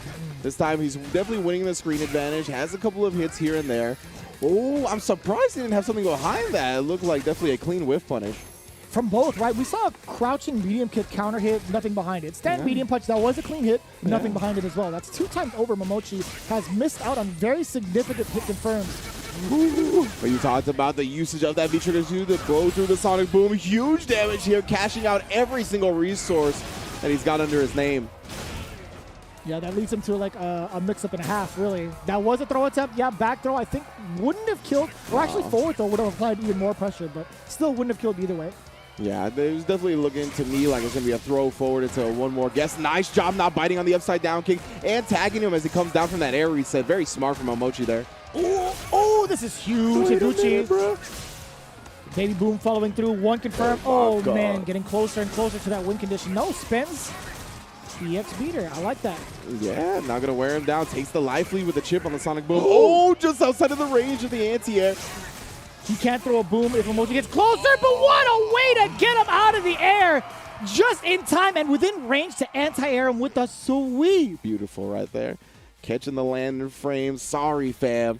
Just as you arrived down, the sweep was there to stop it. And just expert spacing from Higuchi right there, right? The fact that he threw the boom and was ready for the jump over afterwards, catching him at the very last moment, I mean, that was just like immaculate.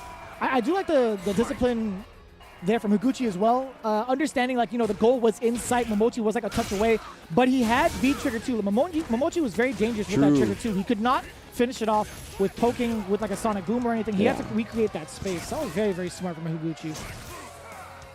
Already just went right. He got clipped by that one time, so he's not going to let it happen again. Ooh, nice spacing on the soul bot as well. But right now, Momochi has him in the corner where he wants him. Yeah. Significant life lead here as well. Good throw tech. You know Higuchi was looking to back throw him, switch that side up. Could have changed the momentum entirely, but instead, oh, you almost online specialed him? Yeah, that was nasty right there. Oh, this is going to be even nastier. Is he going to go for the full combo? He does. Yeah, okay, that's going to be fine. Now applying pressure, mini booms to go through afterwards, which is kind of interesting, right? Most players kind of go for like the full-on boom combo and then pursue, corner carry, etc. Higuchi, no, he goes for the hard damage. One regular boom, then a mini boom, and then pursue with his action. Yeah, that's what I'm talking about. Those are the confirms I do like. Crush counter right into the critical. All right, now we got that space back to start the sonic boom game again. Oh, yeah. You love to see those anti-airs, the unconventional ones, poking away with the stand medium kick. At that angle, his spacing has been immaculate. Like, my man's just knows. Oh, God, the back fist.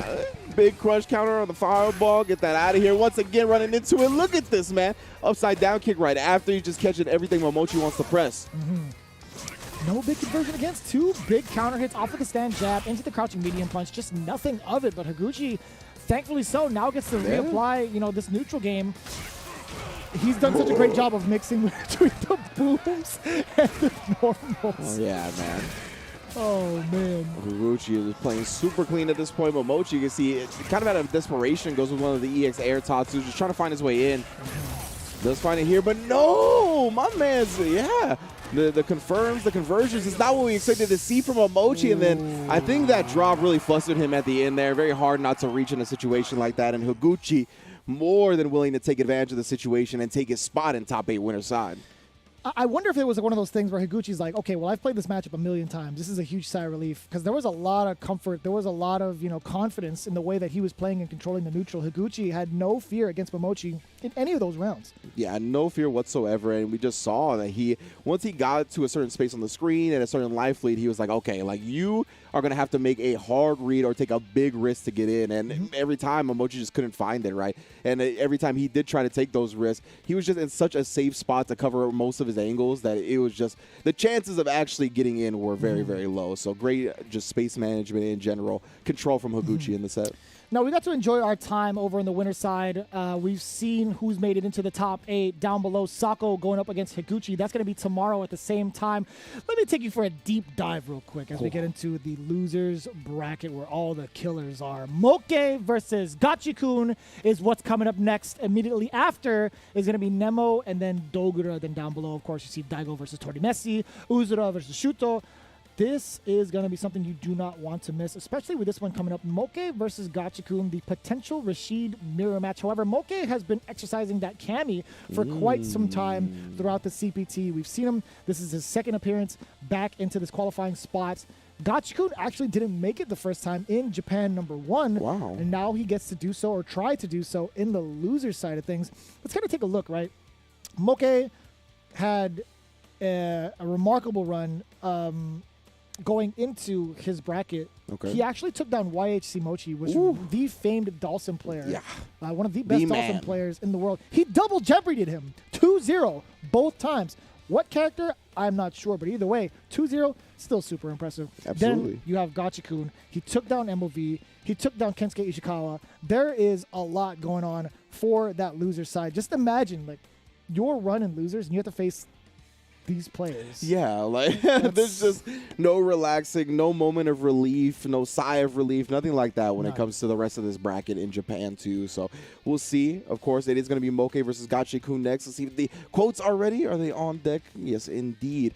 It looks like it. We're going to start with Gachikun. I'm going to win this from losers. Last time I didn't make top 16. This time I'm here for losers, and I'm not going to stop till that dub comes my way. Eat your heart out, Brian F. You could throw your stats out the window. Let me see what Moke had to say going into his top 16. I want to win and stand with Mago as Japan's representative at the Capcom Pro Tour. My man is thinking about the future and who he wants to be with in this Capcom Cup. You know, that's a lot of confidence coming in from the young man, and I appreciate that. It's going to be very tough, though, coming in against one of the Capcom Cup champions. True. Gachikun, he's been to the top of the mountain. He's seen it all. He has been at the upper echelon as far as you can get. I mean, he's a dangerous competitor. Moke, though, on the Kami, I feel like he's going to try to avoid the mirror here to start it off. I feel like he is going to start with the Kami rather than go with the Rashid mirror. I'm gonna take it the other way around. I think he's gonna dissect or try to get as much information as he can as Gachikun's or going as Rashid, going against Gachikun's Rashid first. Well, we're gonna find out right now. Ooh, and you are correct indeed. The Rashid mirror.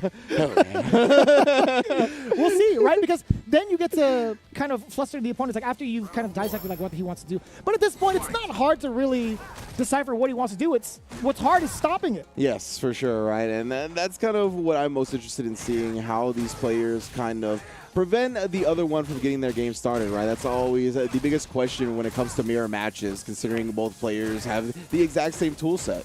So we'll see what their game plan is just from their mindset. And right now, both players playing very grounded here, but the dash from Moke, right, immediately challenged it. He's like, all right, I'm going to be down in life a bit. Let's see how your reactions are on the dash checks.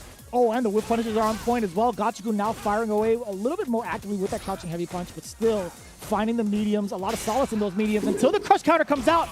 Yeah, you can see Gachikun definitely feeling more comfortable being aggressive and a big punish. No anti-air. Oh, and you got baited into the throw, and now Gachikun in full control. A slight hezzy.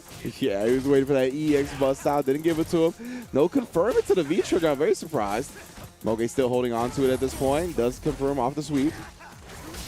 Oh, that's going to be not enough. You're actually dead. Oh, my goodness. Yeah, very smart from Gachikun there, right? I think Moke would have been chipped out anyway, so why not pull out the CA? Great stuff. Always taking everything into account. On a side note, I'm always kind of surprised how much damage it takes off of Chip. The critical air. Where you're like, I can block this. That's fine. No, you can't. Sorry. Yeah, and Gachikun was willing to take that risk, right? Maybe he did live on a pixel, but definitely didn't have to worry about it after all. Moke trying to apply some aggression here, and this is a spot to do it. In the corner, fully loaded on meter. -2 scenario. What a time to take advantage of your turn. You get the situation all in your favor after you get that side switch, thinking, you know, he's probably going to press a button. You're in -2 territory. Again, trying to jump out. The counter hit is there. Gachikun now gets to play ball. Yeah, my man's is wearing the right uniform for it, too. Oh, no. My man's is rounding third, going home. Take the W, 1-0 to Gachikun. All the way taking it to left field. There's no way you're going to catch him out. That's going to be pretty convincing for Gachikun, especially in that second round. The first round, you can kind of see the respect being shown from both players. Moke just trying to figure out how or what kind of pace, what kind of rhythm Gachikun wants to play at. Without a doubt, I'm going to say without a doubt, but we can expect maybe... Not the rematch. All right, well, it is the rematch. Yeah. I like you all. So Moke going to stay with the character that he's most known for, right? The character that he's brought him a lot of success in this game, and that's the Rashid. However, Gachikun, we talked about a Capcom Cup champion. You see the custom costume. Like my man says, done the most work you possibly can with this character. Yeah. But, you know, Moke wants to represent Japan alongside Mago. If you're going to do so, you got to do it with the same character, right? You got to go with that carry pick, man. Facts, exactly. You got to believe in your stuff. You know, already testing him, and great time to a bar right there from Gachikun. Pressing after the plus frames, not scared. Yeah, a couple of too many steps from the side of Moke. Trigger 2 is activated. It's still waiting in the wings for Gachikun as well, though. If he gets that trigger activation, it might turn the tide in his favor. But I gotta say, there hasn't been anything too intimidating for Moke from the trigger yet. Oh, you saw? Yeah. You heard the enhanced whirlwind come out. Oh, boy. And definitely unfortunate for Moke, but still in control of this. Oh, he was going to be approaching chip territory, and that's why Gachikun turned around with the aggression, but a couple of execution errors. Well, I wouldn't say that Gachikun's was an execution error. It was Moke's that kind of led him out of it. Right? Yeah, like, that happens all the time. Yeah, like Moke had an execution error, and Gachikun thought it was going to be something he could take advantage of, but it ended up just kind of flubbing. I wonder if Moke attempted to do an instant air Eagle swipe. That's what I have to imagine it was. Yeah.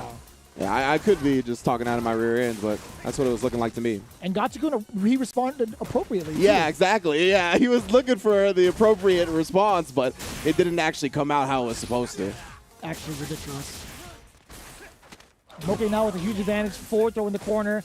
Gets to apply pressure with all these mediums just outside of the range, but Gachikun still has one more normal, and that happens to be that crouching heavy punch to cover those ranges. Here comes the activation off of the sweep. Make it safe. Side switch as well, but no, I lied. Yeah, very nice. Gachikun looking for the V-trigger activation. Does off the roundhouse. Bullying with the EX as well. Super plus range at that point, but the Eagle Spike still punished. Oh, and this dude, Moke, waking up with a 3-framer all the way into the CA. Goodbye. I like that. Yeah. 1-1, sticking your ground. Moke on the board. That was 2 rounds, actually taking it all the way back against Gachikun. Yes. Very nice. Very, very impressive. I did like the amount of control he had. I did, you know, I will say, though, that first round having that slight execution error really helped. Oh, for sure, right? Tremendously. It was definitely a situation where Gachikun was kind of looking to lock him down in the corner, and it ended up being a reversal of fate, right? Moke was able to escape the corner, get pressure off of it, and then, again, I mean, Gachikun is obviously a world champion caliber player, so I don't think he took that mental, you know, stress into the next round, but it's always lingering, you know, it's hard to get rid of it. Yeah. Oh, interesting. Yeah. Definitely committed to that V skill, getting a full-on punish for it, but now it's going to be like as if he never made that mistake in the first place. And that was like really great spacing from Gachikun right there, just standing outside that stand roundhouse range. You know, a lot of the time Rashids are looking for that with the V trigger on deck. Great anti-air. There's what we were talking about before. Oh, yeah, using the V-break, getting himself out of that pressure, or at least, you know, relieving the pressure. Oh, boy. Great confirm from Moke right there. That's more than enough. The very ender. That's the most deceptive part. Because he's already done kicking you. Yeah. But the damage comes from getting shot out of the whirlwind itself. Like, it gets me every time. I definitely thought he was alive on that last sliver until took it right away, and now Moke, the one on set point here, tries with the back-to-back heavy kicks. So Gachikun does find it, and wow, the second hit of the forward medium punch. I love it. Yeah, being able to cover that option is so tough. Like, it's Rashid players have a pretty blessed time with other characters, but stopping Rashid and the other options he has in the air, it's so tough to beat. Yeah. Oh, look at my man Moke is aggressive right now, looking for the chops constantly. He's done more swipes to the right than I've seen on many phone apps, I'll tell you that much right now. But, okay. And Gachi-kun. No conversion. Yeah. Does get the V-shift broken up that time. Got him with a crush counter. V-trigger activation as well. A slight backstep still. And not within range to pursue. After the whirlwind actually hit, Gachi-kun is in, more than enough to take it down, at least for that round, spending that bar. But this is a very interesting position now for Moke. Although it being the final round between these two, he's got full critical art on deck. Already swinging first, Gachi-kun with medium kick to start things off. Here it comes, the pressure from Moke. He gets to do this again, by the way, if the interruption doesn't come, but here comes Gachi-kun now. Yeah, Gachi-kun really showing no respect for his bar, right? He was like, bro, like, I know you think I'm going to respect that, so I'm not. He's gotten real aggressive here in this last round. And it's put Moke on the back foot early, but great confirm. My man just has him in the corner now. Another one. That's a counter hit specific, right? Standing medium punch into the forward medium punch. Oh, yeah, and he actually broke up that wall cling. Oh, the roundhouse beat the Eagle Spike. Doesn't bite on that one. It's back thrown here. Still anybody's game at this point. Yeah, you know Moke was going to look to activate his own. Starts the bully game, trying to get the plus frames. Has him in the corner. Oh, the trade goes in favor of Gachi-kun. Gets the back throw. No, critical art is in territory. For both players. Oh my God, he's avoiding it. He tries for the reversal and lands it. Gachi-kun, the Rashid that will survive for now. That was a big exclamation mark for Gachi-kun. He was mashing away as soon as he saw the stand medium punch. He's like, all right, well, if you decide to frame trap, you lose. Yeah. The only thing that'll potentially beat me is if you manage to stop in time and get your critical art as a reversal. Yeah. Or at least at the same time. I've seen that interaction before, actually. Don't they just stuff each other out? I feel like it, yeah. I feel like they kind of just clash and bounce off. It's so weird. It's so strange to see it happen that way. But either way, Gachi-kun made the right read, and it paid off. Moke went for the frame trap, and that was his demise 2 times over. He tried to get that reaction, he tried to get that pressure back, or at least, some of the momentum back with that trigger 2 activation, which was smart because after the whirlwind, the enhanced whirlwind, there's no way for Gachi-kun to V-shift out, V-break out, V-reversal, etc. There's no defensive options on the table for him, and he wouldn't want to spend the meter to use it as like EX whirlwind or EX spinning mixer. He wanted to save it for a chip scenario, but it was so smart for Gachi-kun to stay disciplined and keep in mind that critical art can be the factor to kill. Yeah, exactly. And, with Gachi-kun activating his V-trigger first, and you could see Moke really wanted to do it quickly, right? I feel like Gachi-kun really felt that aggression coming out from Moke, really felt the sense of urgency he had, and that was a great time to come out with a reversal like that. So, again, Gachi-kun taking it. Going to be moving on in losers as we move on as well in the losers bracket to Nemo versus Dogura. Like, with no breaks here whatsoever. I mean, these are 2 legends, titans of the fighting game community here. I mean, they've been at the SBO Togeki since, 94, before I was even in the fighting game, before I knew what a fighting game was. These guys have been playing at the highest level. And again, across many a game here, they've brought their talents to Street Fighter V once again. And I mean, these are no strangers to high-level performances in this game. We're going to see only one move on out of these tie-ins here. And I mean, it's going to be interesting. I'm a fan of whoever does move on. I like both of these players a lot. And we'll see what they bring to the table. And let's kind of break it down as well. We talked about the notable players that did not make it into top 16. You could blame Nemo for one of them. He double jeopardied Fudo, actually. He sent Fudo into losers the first time, 2-1, beat him again 2-0. And Fudo was in the first qualifier for Japan. He also came in from the losers side. So that's really a really tough string of bad luck so far in these 2 qualifiers. But Nemo making it pretty far with that Urian. We don't know if he's going to be pulling out the Gil or not, but we'll leave that in Fate's hands later. Yeah. Dogura, in his matchups so far, he actually took down Nauman 2-0, eliminated Nauman, Itabashi Zangief 2-0, and then took down Ryusei's Urian as well. Ooh, so that's a little signifier, right? Taking down Ryusei, who is also a famed Urian player, one of the new school players. That's going to be a pretty big signifier of what the matchup is going to be like for Dogura, just having that under his belt. Nemo, there was a handful of other players that he's gone through. But either way, we're going to see how that transpires. But not before we get into the quotes, of course. Top 16, Nemo versus Dogura. Let's see what they have to say about each other, or at least the matchup at hand. Nemo says, "I'm happy to be back in top 16. I'm going to try my best to win." A little tame from Nemo there. Okay, you know, we've heard him talk some smack before and shake some hands, but today he's being, you know, very polite. I like it. A lot of respect being shown. What does his opponent have to say? Dogura. Dogura is always a colorful character. I will do what I trained for. Also keeping it nice, simple to the point. A lot of respect between both of these players. My man's picture is so sick, though. He got a haircut. Dogura has always been one of my favorite players, man. He just brings some style to the game, you know. I love his style, like in general, like the way he plays, the way he carries himself. Yes, exactly. In general, yeah. And he's a real funny guy. Just He overall, is, he's a real funny dude. guy.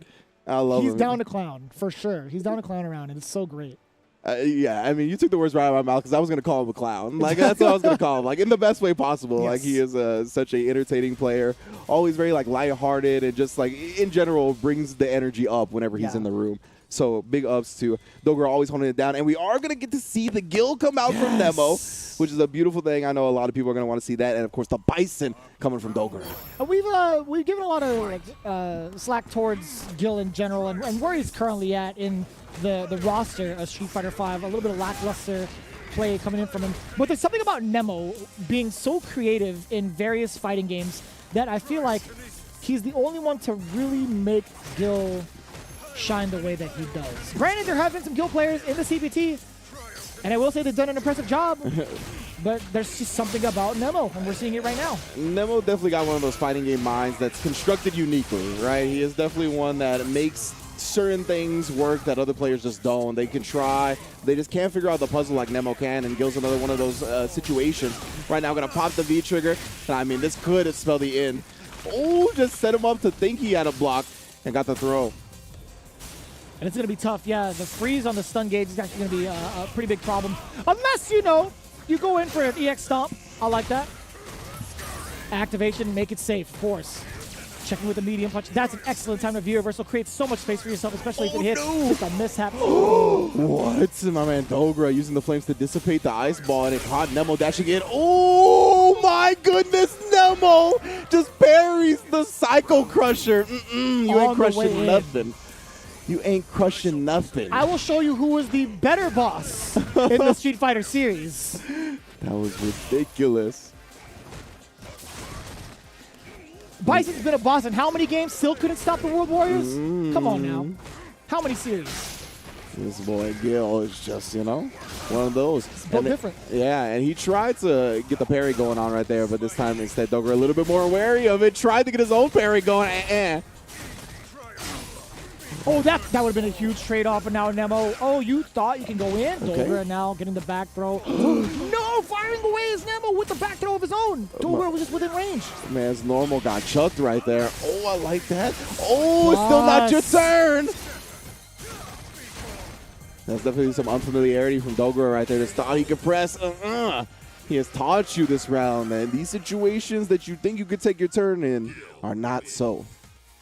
My man is adamantly clapping towards Gil. It's like, please don't notice me. It's like he was looking like, yeah, you did that. That was sick. That businessman was like, I know a fellow businessman when I see it. He's like, he knew Nemo was navigating. He knew Nemo was piloting. He's like, yeah, that was great. I'm a big fan of your work. Nice work. Big fan. Nemo taking it down 2 rounds in game number 1. Yeah, but again, this is a loser's bracket action, man. So whoever goes down here, their tournament life is over. They got to wait for Japan 3 as a qualifier. Knee keeping him locked down, and he got caught reaching on the second time, but Meaty mistimed. He's getting Batista bombed into the corner, and another shimmy, teaching another lesson. The retribution. This is such a sick setup, but no EX stomp. So smart from Dogura. You talked about kind of the unfamiliarity in certain situations. That one, very familiar with. Great escape, honestly. Again, stopping the rush down, coming in from Nemo, following after the cryokinesis. Oh, and then just getting them low right there. Yes, crank that. That would have been so sick. What a smart defensive play from Nemo, though. Yeah, the V-shift going all the way through the V-break to bypass all of the flames. And now my man's got to try to find a way to bypass these Gil flames. Cryo to pyro, pyro to cryo. Oh, no! Retribution, you're dead! He already told you. He already taught that lesson. You weren't there. You didn't go to school that day. You better get somebody else's homework, fam. You're not even going to make it to the next grade at that pace. It's loser's bracket, son. You missed the time for summer school. That's going to be looking like a good old dropout here in a second. Not like this. Hey, some of the best things come out from dropouts, you know? It do be. Oh no, so much reaching. Dogura doing the one or doing the teaching, I should say now. That was definitely the college dropout album right there for Dogura. I like that. Getting himself on the board, yes. What a great response, too. No matter what the fireball was going to be, using EX head stomp to close the gap and punish was absolutely the choice, because now he gets to dictate the pace. No pun intended. Getting himself into, in prime position now to lock down Nemo. Yeah, this is a very good adjustment here from Dogura, utilizing that V skill heavy. Oh, and then the confirm off the crouch medium kick. Nemo, of course, he has that V-trigger activation. Just needs a way in at this point. We've seen the setups. Oh no, to the jaw. It doesn't matter how tall you are. This man's knees is gonna make you buckle. All right, now, the EX from long distance. Doing his best Trey Young impression right there. Bison, Dogura, both of them tying it up 1-to-1 just like that. Now he's staying in school. I like that, you know what I'm saying? Teaching the kids a good lesson. No dropping out here. He went from being like the student to the teacher in like an entire round. That was very impressive, right? Making sure that Nemo gets punished in full force in some of the mistakes that he's been making. Like, he's been liberally throwing out these fireballs and thinking he wasn't going to get away with it, right? Dogura now utilizing that V-Skill 1, utilizing his meter to get these punishes going, and forcing these arrows from Nemo. That lariat definitely unsafe. Yeah, exactly. And you can see Nemo, he's trying to take a little bit more risk now, trying to find some type of way to change the pace up, and that's why Dogura is able to get these advantages. Nice job, though. Going with the tick throw. He's able to establish a life lead here, and try to work that fireball game a little bit more.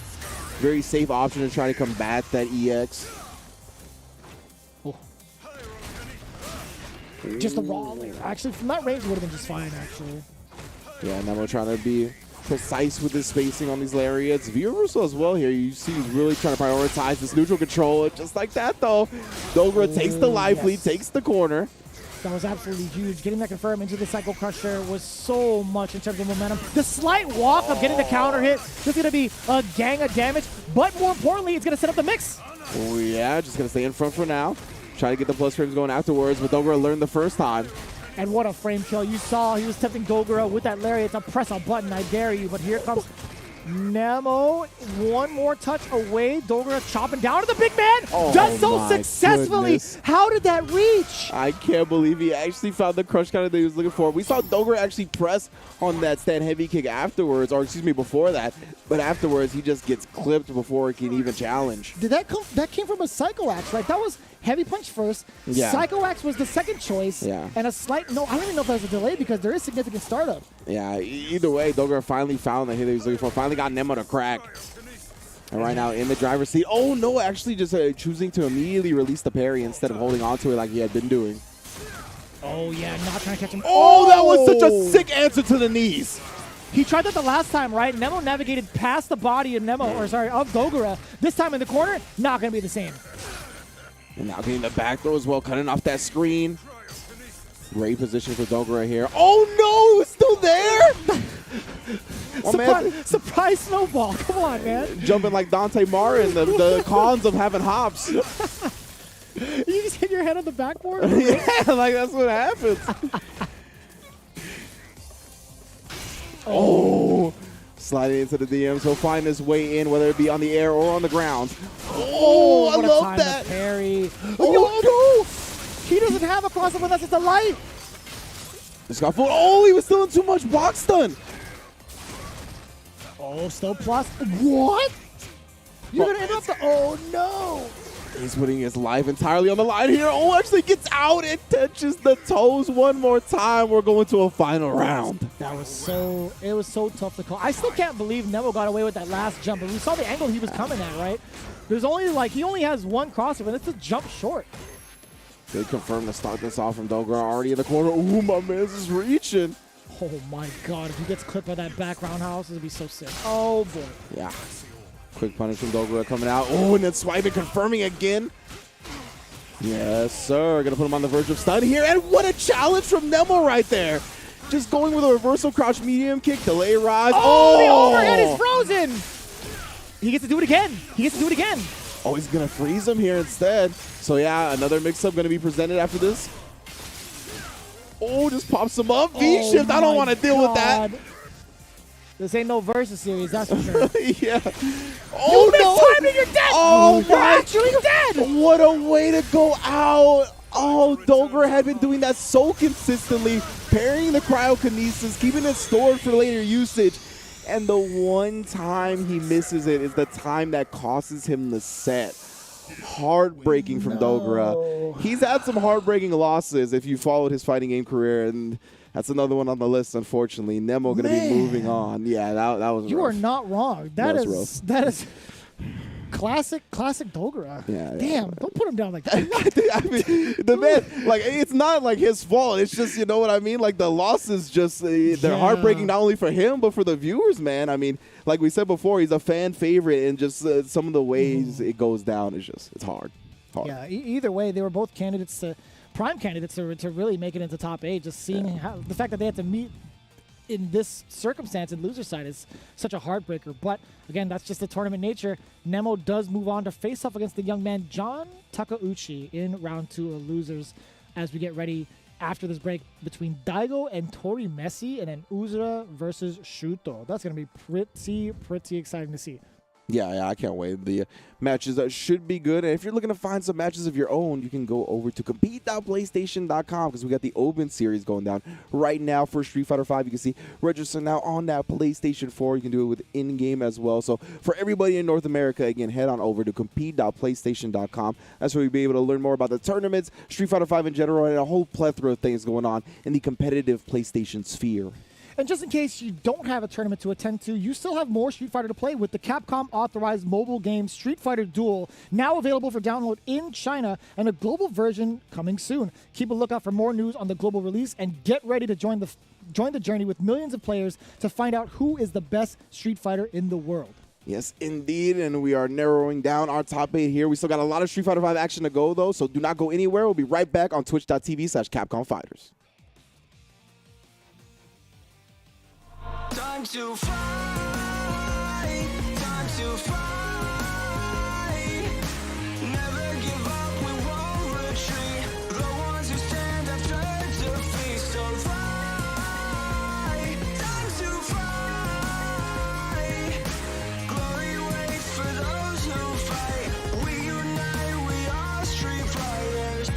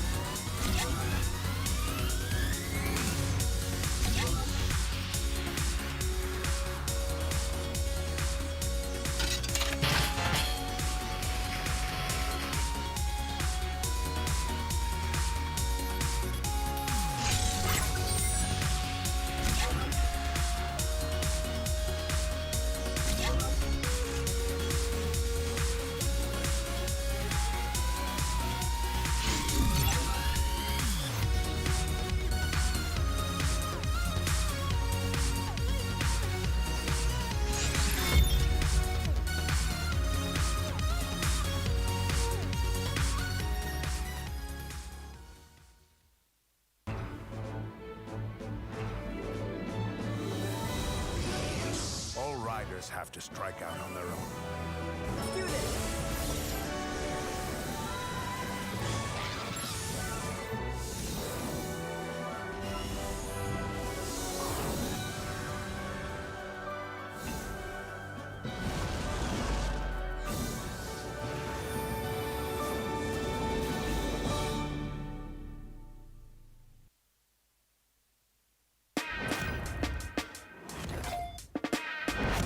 Can't start the show without the star.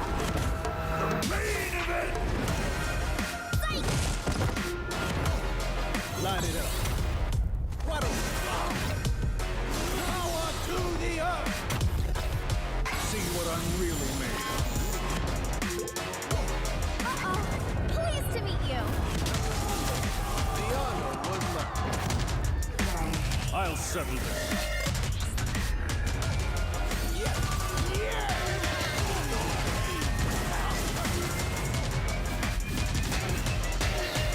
I'm shaking here. Bow down before my Sako power.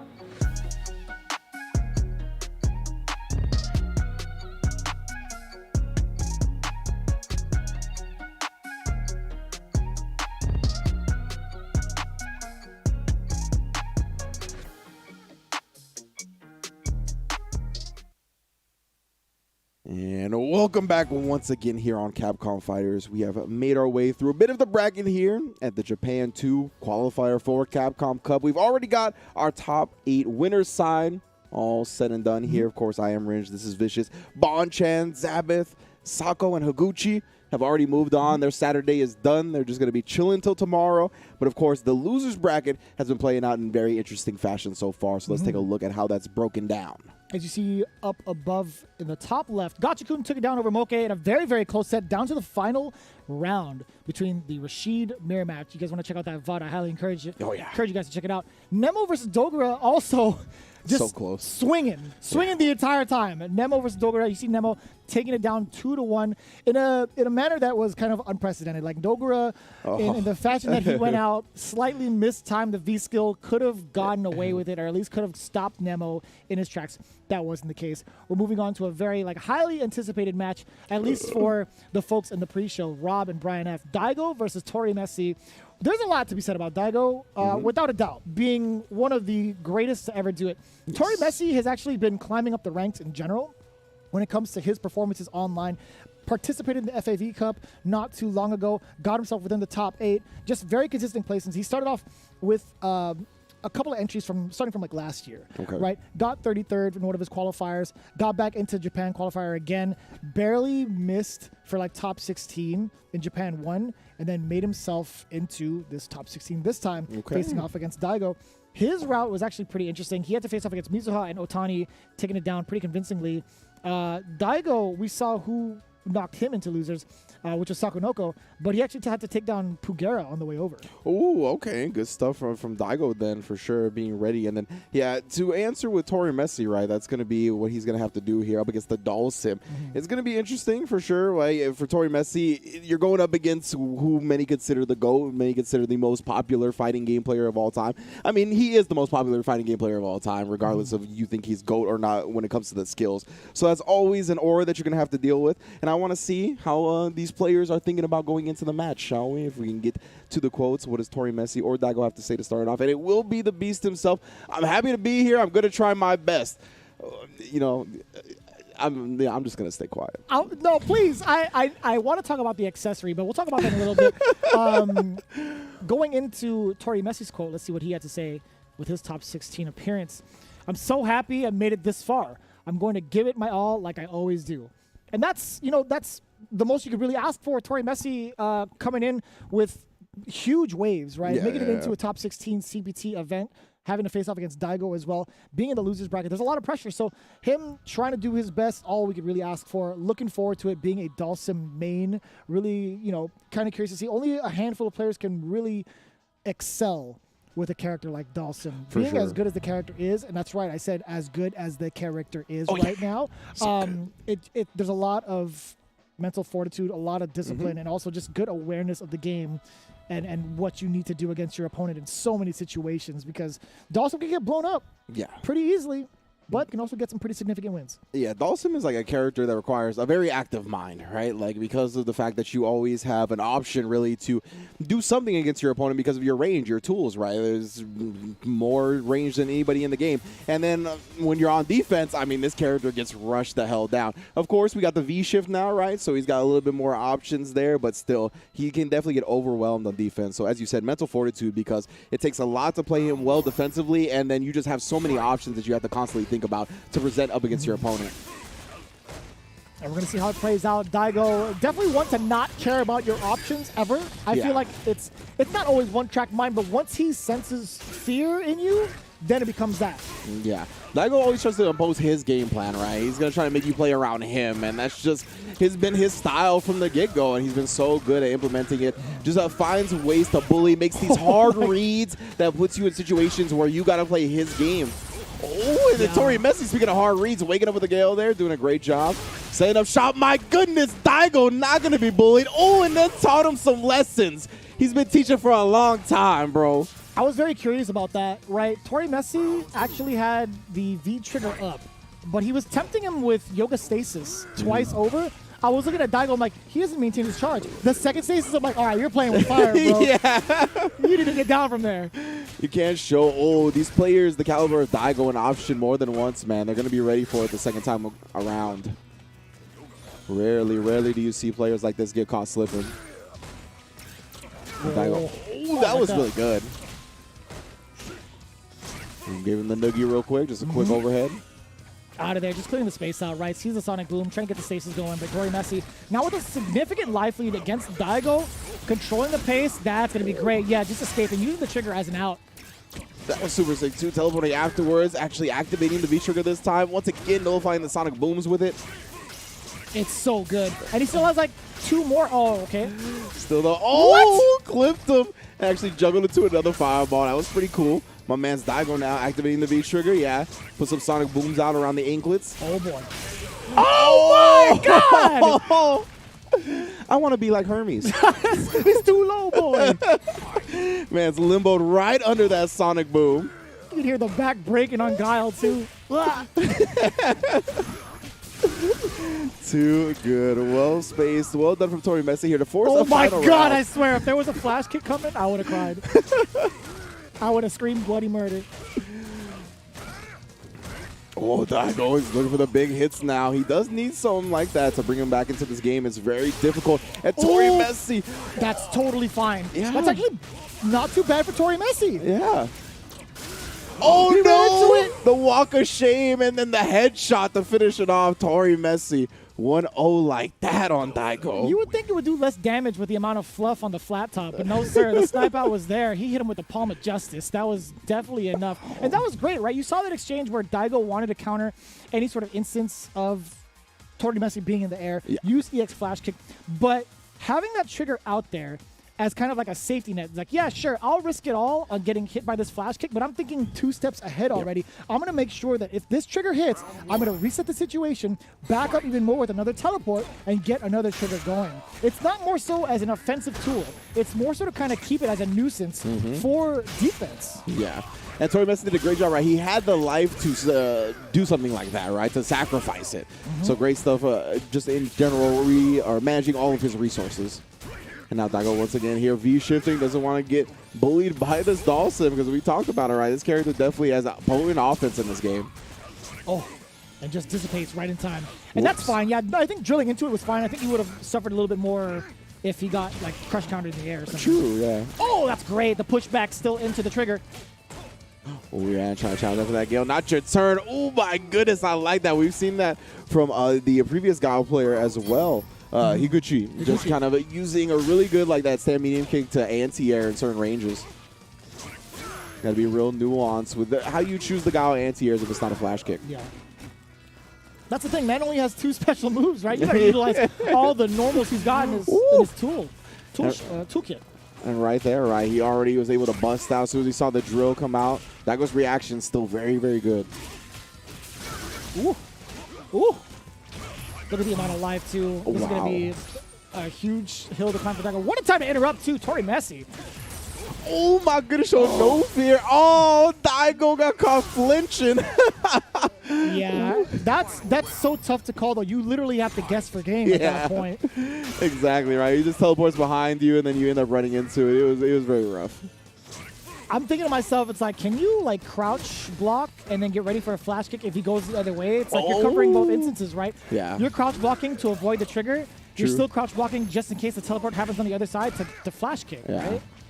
I don't know. I definitely think that checks out, right? It was just hard to come up with in this situation, even for someone like Daigo. But yeah, definitely, if he's going to be looking at the tapes or just presenting with that situation again, I will expect him to flash kick, right? He makes adjustments that quickly. And right now, he's doing a great job. He has the life lead here in this round. Oh, he tried to cut off that distance. Make sure that Tori Messi didn't get those games started with that V-Trigger 2. We saw how opponent it was before. It's funny, Daigo's been prioritizing the nullification of the V-Trigger 2, right? He doesn't want it to be a threat in this position because it takes away so much of his sonic boom presence. Yeah, he'll be happy with that, right? Dissipated, just blocking it out. Right now, Tori Messi still got plenty of meter to work with both players. God.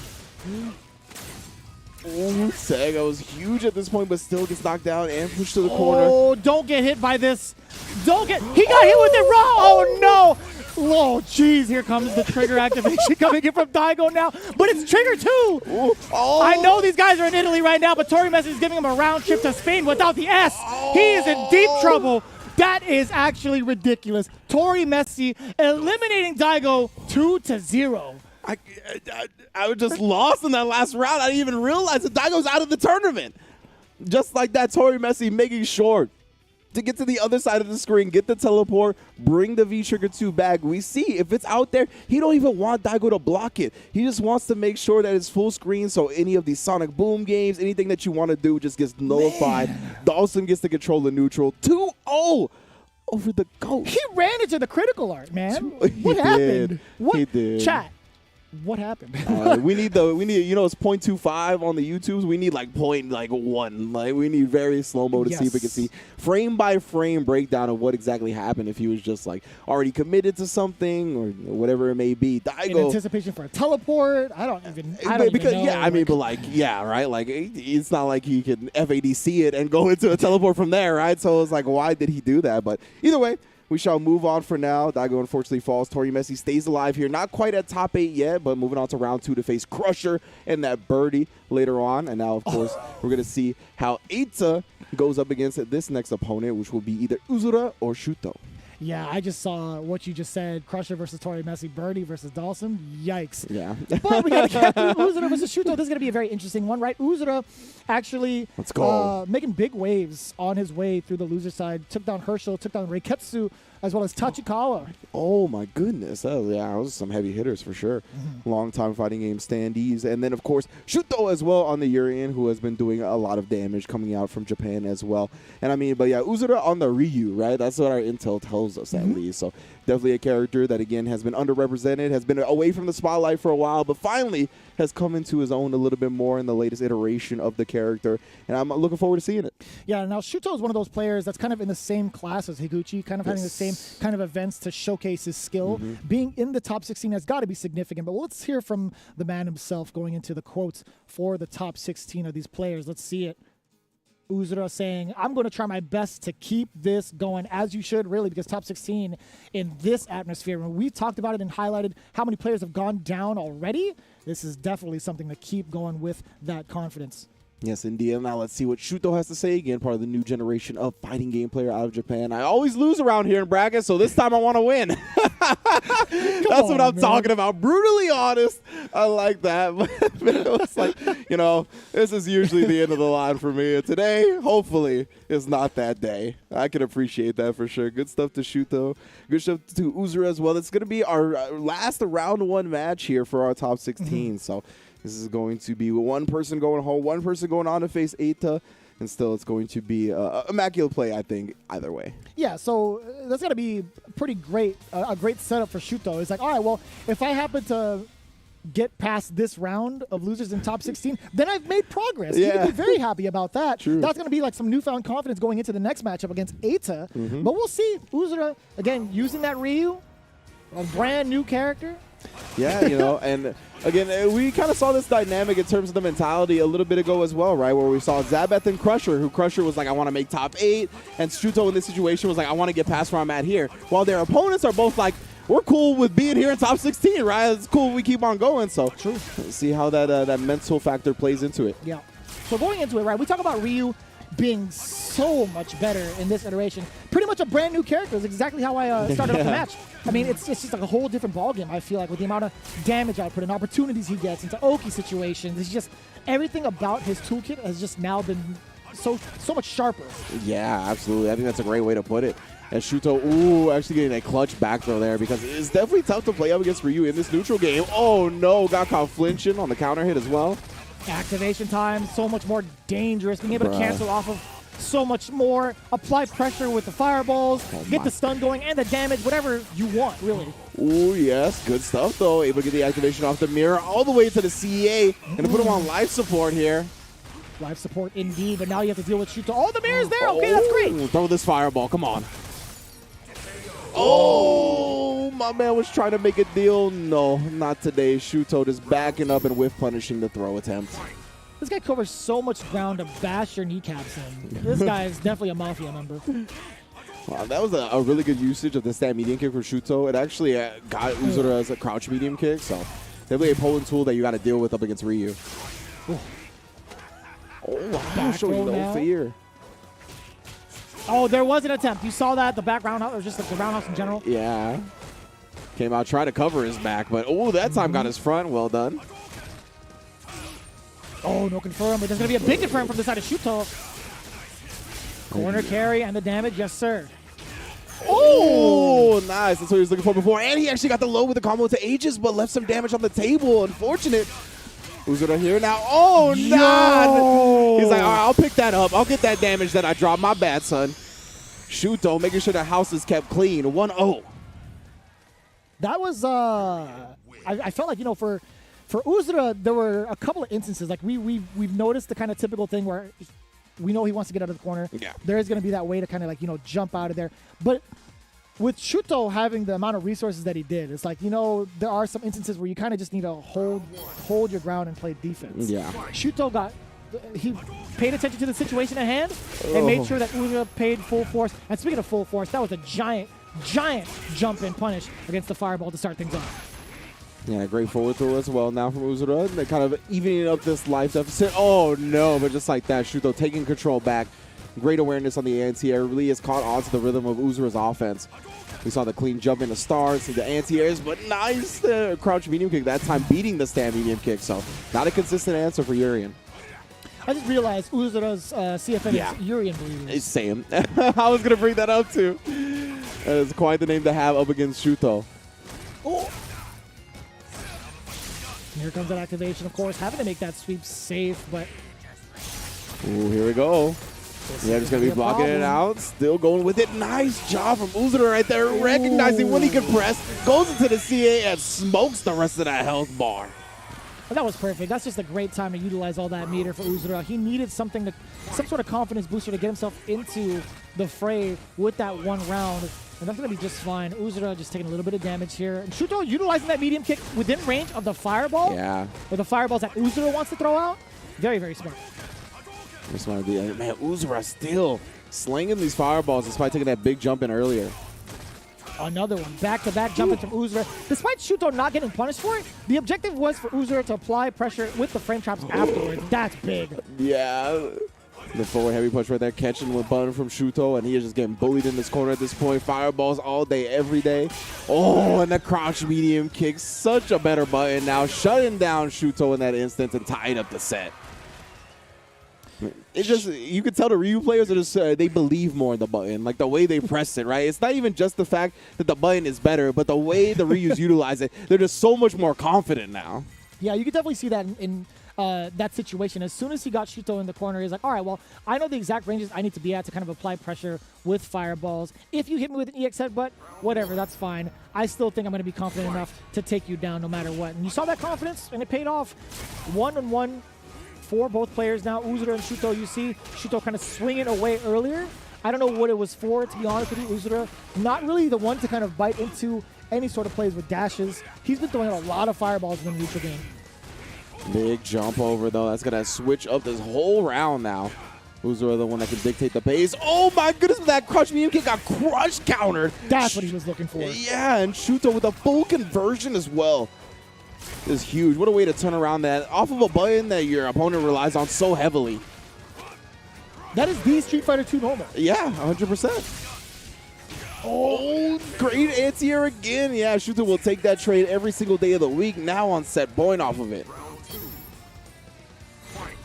And you see down below the kind of... Oh, you're going to disrespect Uzura like that? You're going to take a foot to the face? That is grimy. Oh, yes. Well, you know what? You spend your meter, young man. I appreciate that. That EX headbutt was chopped and screwed, right? It was very delayed. Ugh. Checking immediately after the throw, you see Shuto just trying to occupy that space where the normals want to be thrown. Uzura taking that as a sign, I got to go back into the fireball game. Yeah, I love that recognition from him already. Actually cutting off the dash check as well. Oh, better adjustment back from Shuto, right? Using the EX knees to bypass that. Almost at V-trigger as well. Oh, unfortunate, no anti-air attempt there. Sweep activation, you already know it was coming. Oh my God, the raw headbutt. So good. Now we got an activation. It's going to be good distance here. Yeah, I was going to say he's going to get the crouch heavy punch follow-up. Oh, tried to bust out. I don't blame you, Uzura. I actually like that option. We hadn't really seen him do a wake-up EX uppercut or a reversal EX uppercut the whole time, but yet Shuto's still ready for it. Shuto, excuse me. How did you know? How did you know it was going to come out at that moment? He's like, you know what? I'm going to chill. Yeah. Not anywhere else in that sequence. Right here. I'm going to just not do it. And now I'm trying to think, like, in the previous Aegis sequences, if he ever did that. Like, if he ever had any type of moments where he just blocked. And I don't recall that. Nope. Yeah, I feel like he was just always pressing buttons, always trying to mix them up. So I don't know how he did it, but, I mean, that's why these players are where they are, right? So big ups to Shuto holding on, and he is going to get past where he usually gets eliminated, right? That's exactly what I wanted to bring up. I was like, you know, had Shuto gone down in that manner, I feel like he would have been pretty down bad in general. But he has to go up against another Shoto in ways of Aita, whether it be a Ken, it might even be a Seth, but who knows? We still got to go through Momochi versus Gachi-kun. Oh my goodness. Yeah, so now we're getting to round 2 of losers here in top 16. So if you thought those round 1 matches were bangers, you ain't seen nothing yet. Momochi versus Gachi-kun as the next match. Wild matches to follow afterwards. I mean, this is going to be just lethal because these players are going home. This is the losers bracket, so only one of these players can move on between Momochi and Gachi-kun, which is just wild to say.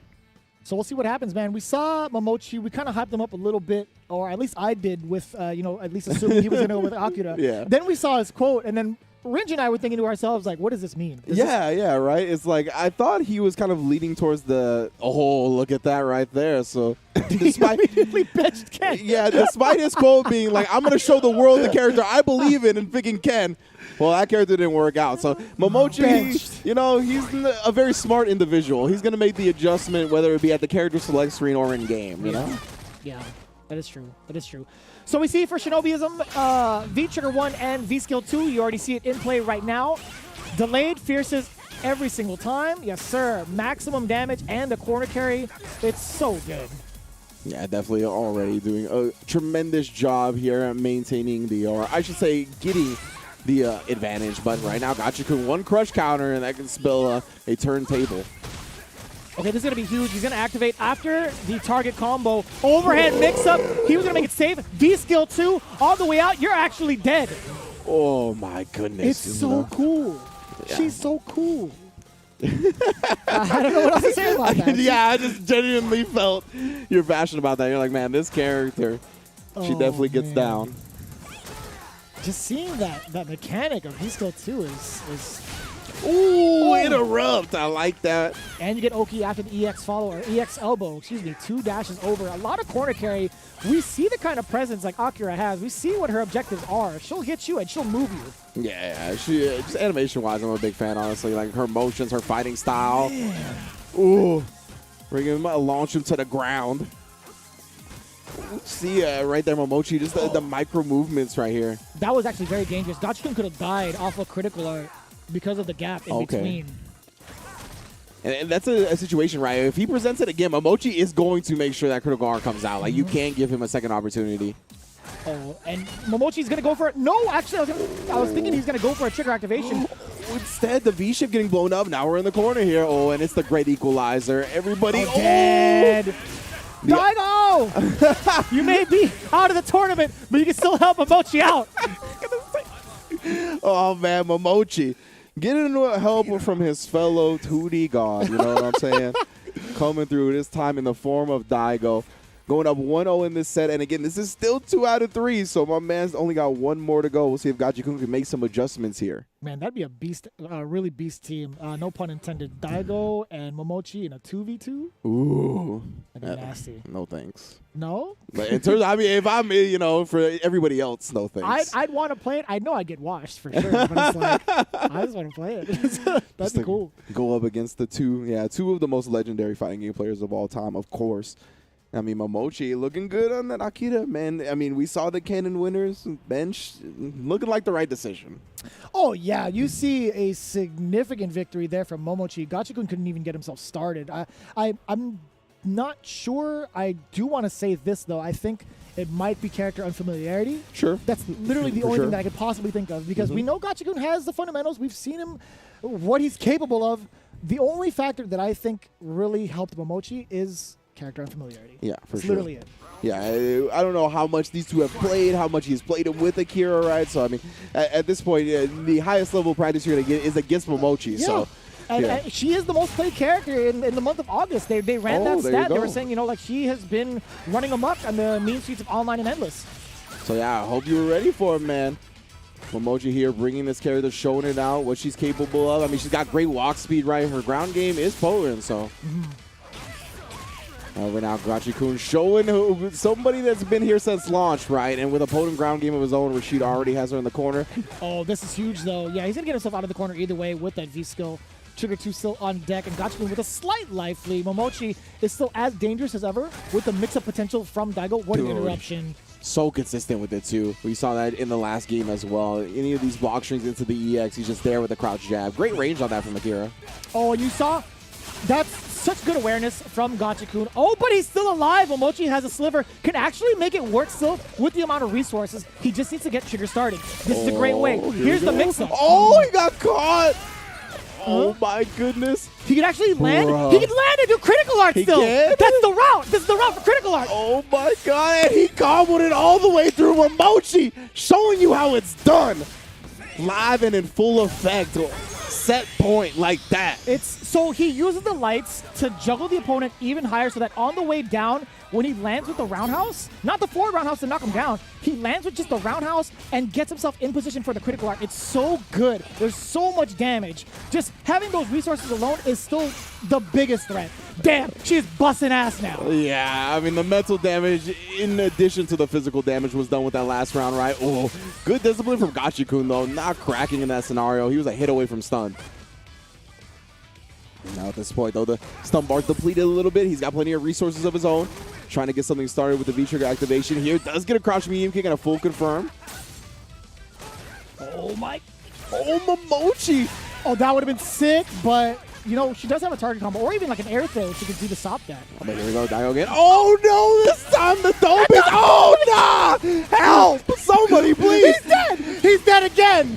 He's dead again! Oh, he dropped it! Oh. He dropped it! My man's alive for now. Using the EX just to keep Gachikun tamed up. Oh, not like this. For the love of God. Oh my goodness. Stop it. Stop this man. How did this man Gachi-kun not flinch at that? Oh, still checked with the crouch jab. One more again. Momochi 2-0 on the Akita. Exactly what we wanted to see. Bruh, yes, that was sick. Oh, I was so sick. I almost fell out of my seat again. Nah, yeah, I thought the seat was going to go launching. I thought you were going to throw the chair, to be honest with you. You know, after seeing that entire sequence, that was so high. Momochi eliminating Gachi-kun 2-0. Man, I'm lightheaded. That was that was sick. That one, definitely. Hey, mark that. Show all your friends. Clip certain sequences. Please make that clip. Let that clip make rounds. Yes, absolutely. Everywhere. That was amazing.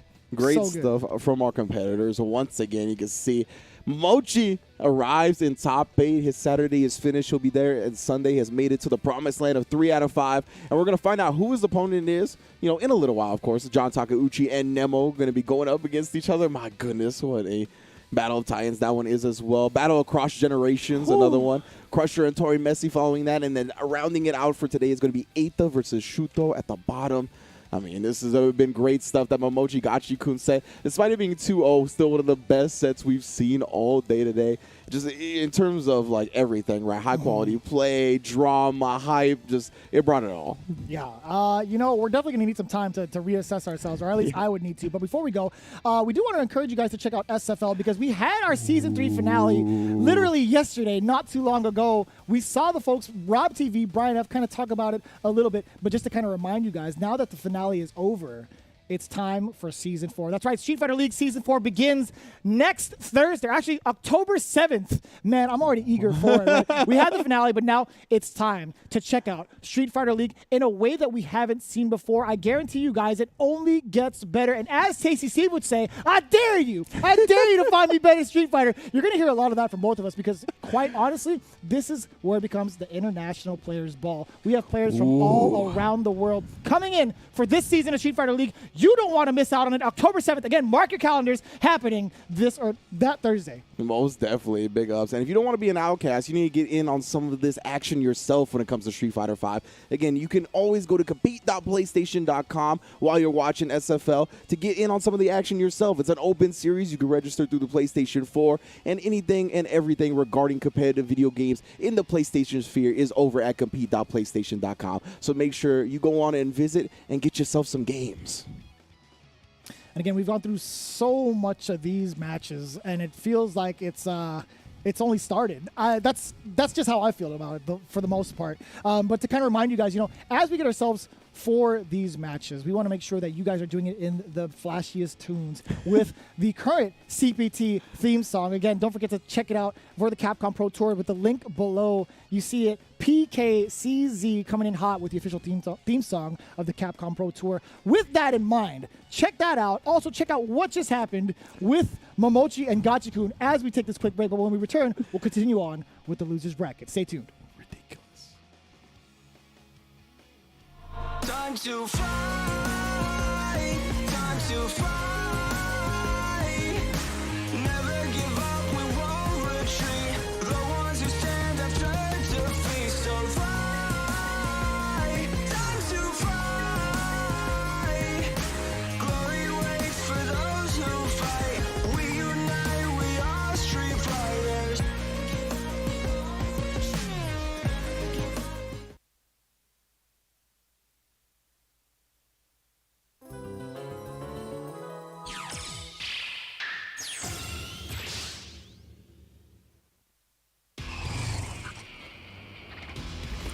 If I go too far, please forgive me.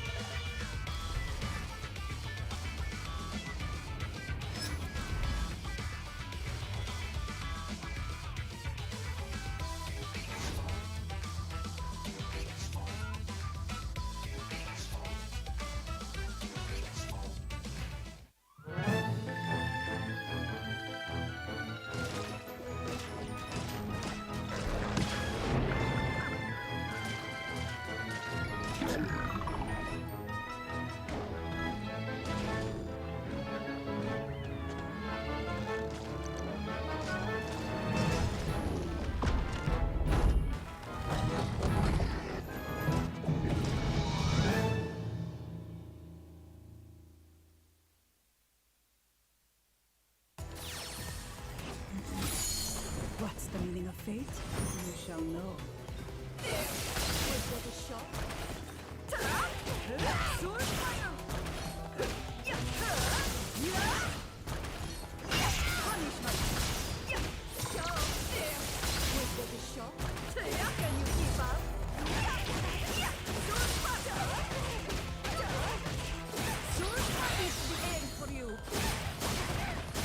It's your destiny. Soul powers nature. Fate or a foe!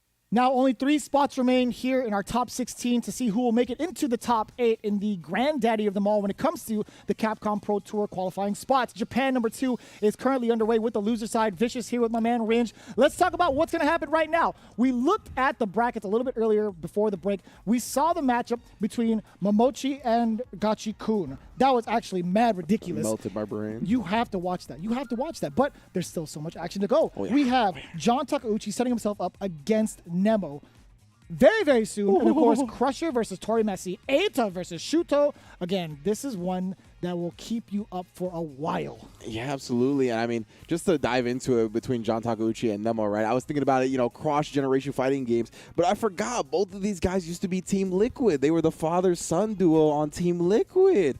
Yeah, so John Takeuchi and Nemo got a lot of history together, right? Teammates. They've been in a lot of team tournaments together, training partners because of that relationship from the Team Liquid. So, yeah, I mean, they should be very familiar with each other's play style, their mindset, just the type of people they are. It's going to be an interesting one for sure. Yeah, and I love Majin Obama's involvement just in general. The Father, Son, and the Holy Spirit. That was the Trinity for me, to be quite honest with you. I love that. Exactly. I love that whole team.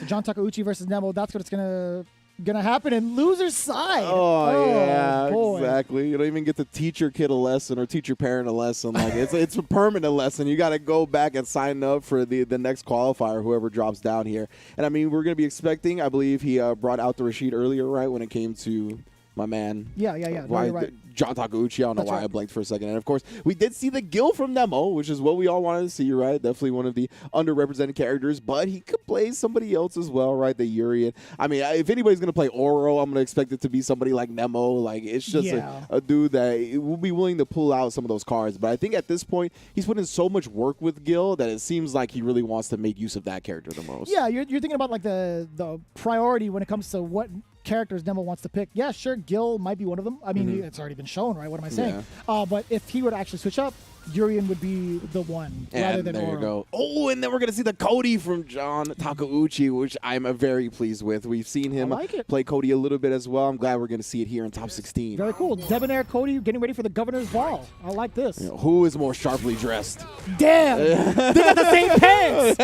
They were shopping at the same store. They met up at the same tailor. And you know what? Cody's like, I got to get priority over this man. Like, I'm the governor of Metro City. I'm the mayor, the mayor of Metro City, not the governor, the mayor of Metro City. Yeah, no, I got pull around here. You got the key to the city. Man, Nemo right now trying to show him who's been a dress sharper for longer.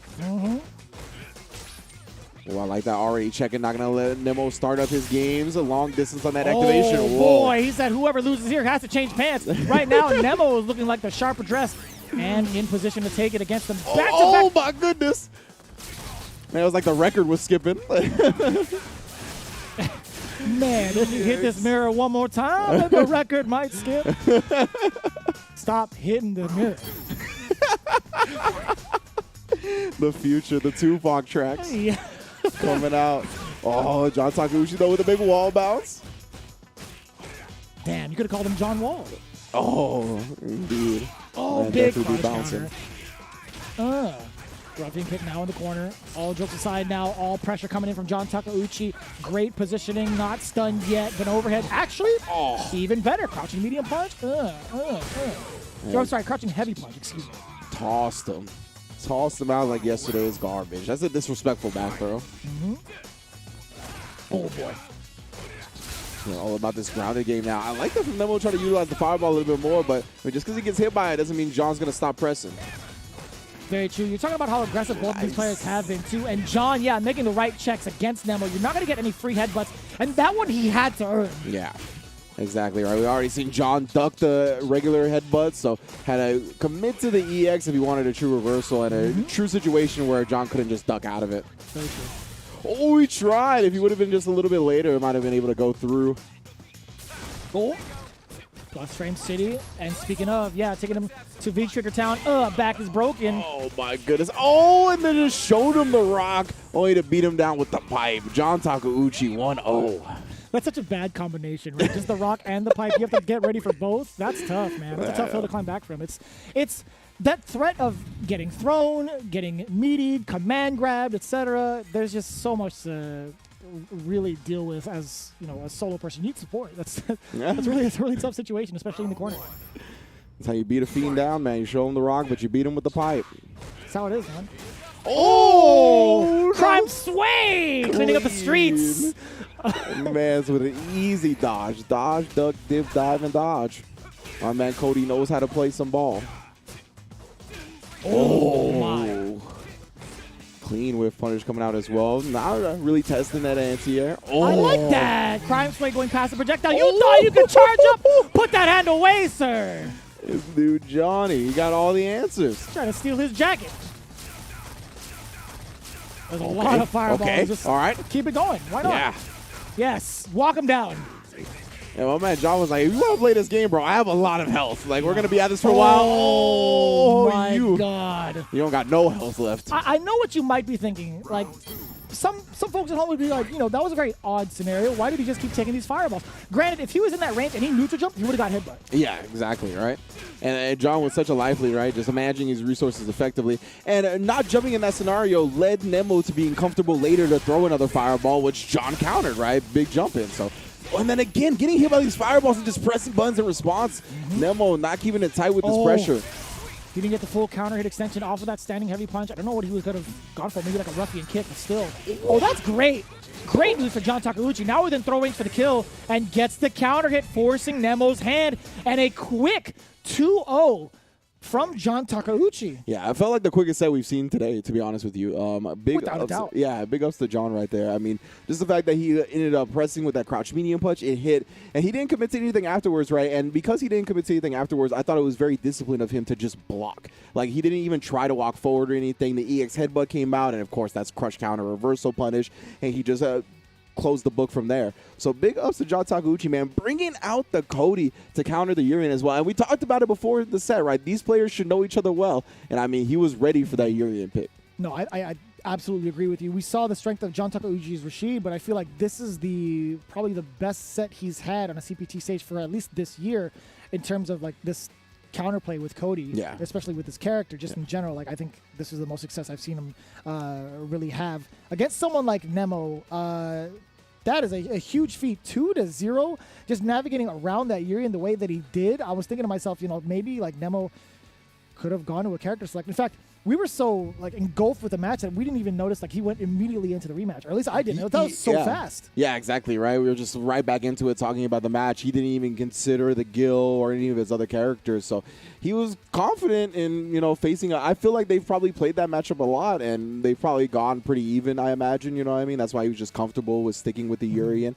But in this instance, maybe he even wins it sometimes. That's how it goes in tournaments, right? You could beat somebody all day long in casuals, but in tournament, it'll go the opposite way from time to time. So I don't know their history, but John Takeuchi has made it to top 8. Great stuff from him, as per usual. And now we're going to get on with the losers of round 2. It's going to be Crusher on that birdie versus Tori Messi on the Dulcim. Now, some of the folks that aren't too familiar with the Japanese scene, Crusher actually has made it into this particular situation before, just got stuffed out in top 16 off of his first game there against Fudo in a very dominant fashion. But now he's back at it again. He did start off with winners, as we saw earlier. Yeah. But Tori Messi has had a pretty significant run, right? Facing off against Daigo, pretty much dismantling him in the way that he did. Just to kind of remind you, he also took out Mizuha and Otani on the way over here. So it's going to be very interesting to see. We prefaced this earlier. Once we saw Tori Messi make it into the second round of losers, it's going to be Dalsum versus Birdie. Yeah. We've seen how that kind of matchup has transpired before. It's not the best time for Birdie, I feel like. Sure, Birdie can find his moments to pressure Dalsum and whatnot, but Dalsum also has the kind of escape tools at his disposal. And, you know, in the matchup against Zabeth on the Falk, we kind of talked about the fact that Falk had a couple of normals and a couple of options that outranged Birdie, and we saw how difficult that was for Crusher to get past, right? Dalsum, the same thing. So, yeah, it's going to be a tall order for Crusher, I think. But, okay, if you're going to do that, you're just going to raw chain throw his normals, then you might be all right. Yeah, he's looking for it again, man. Okay, this is an interesting strat here. Look at this. That's already 3 chain throw attempts, 4. He is definitely looking for him to throw a limb into that. A very consistent strategy coming from the side of Crusher, right? Just want to make sure that Tori Messi, if he decides to throw out a normal, he has to be honest with it. Great usage of the forward heavy punch. Yeah, okay. Crusher seems like he's got some answers to this matchup. Tried to get the command throw. You saw the startup of it, but nah. Tori Messi shutting that down and then shutting down more of this life bar as well. Just putting the V-trigger up. EX fireballs. Activating a V-trigger of his own is Crusher, but ooh, that would have been nasty. Catches him out of the sky. You got to guess for game now. Big V-shift. Now you can't actually use that V-shift anymore. What a block on the overhead, but not even trying to fight it out yet. Oh, instant Yoga Gale. My goodness. And get the counter hit. Oh, my. You got to be kidding me. You made him guess for game again. Dude, Tori Messi be just clutching out these rounds. Very, like, sick comebacks. Just a very composed play. I had to look at that last sequence again. Was that a situation that Crusher could have prevented? I don't even know. That was so tough to call. Yeah. Tori's just done. Oh, my goodness. Once again, the Limbo champion. It's not too low, boy. Nothing's too low, boy. He is just like Hermes. Counter hit. This is a dangerous situation. Man. No. And what a move to get the stun whiff. It wasn't the snipe. No. Like, it wasn't a jump back jab. It wasn't a jump back medium kick, or instant air, I should say. But it was the Yoga Gale, instant Yoga Gale. Ow. Not too much scaling behind that. That's tough. Tori Messi. Big body Birdie still couldn't survive the stun combo right off that, like you mentioned. Getting the Gale for that stun. Ooh, it's destroyed afterwards. 2 rounds in a row, but I will say in benefit towards Crusher, did a fantastic job, at least up until that last segment where he got put into a 50-50 scenario. That was the exact confidence that Tori Messi needed. He's like, all right, well, I know exactly how Crusher wants to play. I'm going to make sure I don't fall into this scenario for myself, not leave it that close. But Crusher has a lot more to say, as we see right now in this round.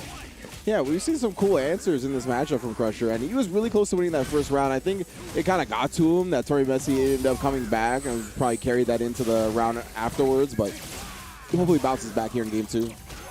Yes, oh I my! like that. That looks so funky. Yeah, I think, he caught a limb on the way over with the jump medium punch, but still Tori Messi managed to bounce back almost effortlessly. Oh, okay. You are actually so sick for getting that conversion. You knew if Tori Messi pressed the button to stop it, that was so good. That was really, really smart. And look at this though. We spin the round complimenting how smart Crusher is, and Tori Messi is still like, bro, the W's are only on my side though. Like, why are you talking about him? This is so some wild stuff right now. He has definitely just found his way to win time and time again with this Dalsum, whether it's against Daigo, whether against Crusher. Just looking very strong. Yeah. Oh, that is punishable. Heavily punishable. Oh, so is this. Yeah, recovered in time to dodge that. Oh, he was trying to get his Problem X on right there. Excuse me, Mr. Crimson. Got my UK fellas mixed up. Oh, boy. Oh, Mr. Crimson's from France. I'm all kinds of messed up. I'm all kinds of messed up. I knew what you meant. Oh, and that's great. Way to check the movement there from Crusher. The funny thing is, Tori Messi had nowhere to go. Standing out in that position was such an interesting choice. Like Tori Messi, again, trying to find the escape. Oh, my God. Crush. Oh, and then finally pull out the EX Dolphin. I like that. Oh, no, not again. The stun is coming. Don't get hit by the overhead. What a time to V-shift. Tori Messi out of there now. No back in it. I like the usage of the EX bullhead.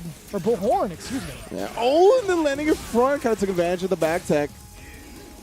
Oh, yes. Oh, just living on a pixel here. Tori Messi has made... Oh, my goodness. Okay. My bad. I feel like I thought commentators cursed him right there. Because I was like, Tori Messi has done... I was about to say has found himself in this situation so many times and has made comebacks. And as I thought that, man's got his V-reversal command grabbed, you know? Yeah. After that situation, it's like you think you're going to sit there and block. It's like, nah, I think I'm going to go for this command grab instead. This is going to be great. Tori Messi, as much as he tried to stay alive in that one, we've seen a lot of activity coming now from Crusher. A lot of confidence in his movement, a lot of confidence in his decision-making. Yeah, Tori Messi, though, already showing confidence in his decisions now. Great spacing on the drill and the stand fierce. Okay, that's actually pretty good for Crusher since he got the hard knockdown off the trade. Oh. Yeah, there's still, a block string to go through after the back medium kick. Oh, finds a jump in, just raw, just the jumping medium punch on the way out. There he does. Get the throw past the V-reversal. Oh, that's... What? Oh, my God. What do you mean preemptive crouching heavy punch? Yeah. What? Huh? Mets is genuinely concerned. How does that even happen? But indeed, Crusher starting to send messages now. He's at set point just like that. Would he have been within range to get, like, a special move into a V-trigger cancel? I know he had trigger, but was he within range anyway? That's crazy. Damn, this is a good street fight. Yeah, very good stuff. A lot of questions that need analyzing later on. That's just how high level these sets are. Tori Messi, though. Does get the slingshot. Back throw now. Tori Messi gets to dictate the pace. That is huge for Crusher. Look at the damage. And still gets the Oki. Mistimes the back throw. Tori Messi gets a throw for himself. And look at that. Just reaches on over into the pocket of Birdie. Yeah, and we actually saw the headbutt win in that scenario before, right? The jump medium punch. So it's unfortunate this time Tori Messi just wins clean. Slightly just mistimed, right? All down to the final game for both of these. Final round, I should say, for both of these individuals. Stops it in his tracks there. Tori Messi, yeah, he's going to start the mix-up game off that knockdown. Great throw on the EX reversal attempt. Oh, no, you're reaching. Wow, he did it again. Oh, and he actually caught the drill. Oh, headbutt. That could have been a throw either way, but that's so great. Oh, you slid into the cross-up. You're stunned. It's going to be close. It's a lot of damage here. Yeah, it's huge scaling at the end. Oh, no. Yeah. Crusher in his name, going for the skull. I'm liking that a lot. And that's such a hard thing to even try to defend against. It's either throw, command throw, or normal. Yeah. And it was a mix of both, right? It was the hybrid. Yeah. The hybrid of death. It was a normal. It was blocked. Counter hit after. It's like, all right, I've gone through one layer. Oh, damn, the second layer. All right, I got to sit still. I got hit. Nah. Yeah. I'm gonna, you come here, you. I haven't seen you in a long time. You've been avoiding me.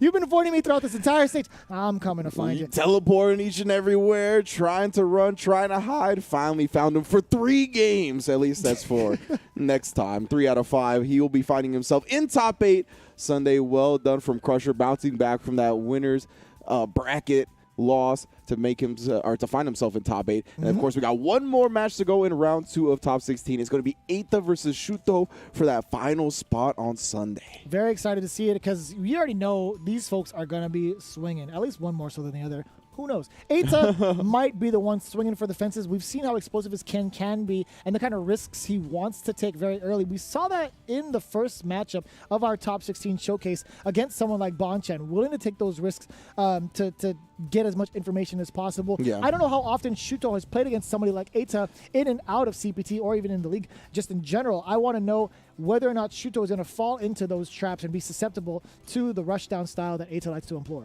Yeah, you know, that's definitely going to be the name of the game for sure. It's always how you kind of contain Aita, right? How you respond to his wild style, to his aggression.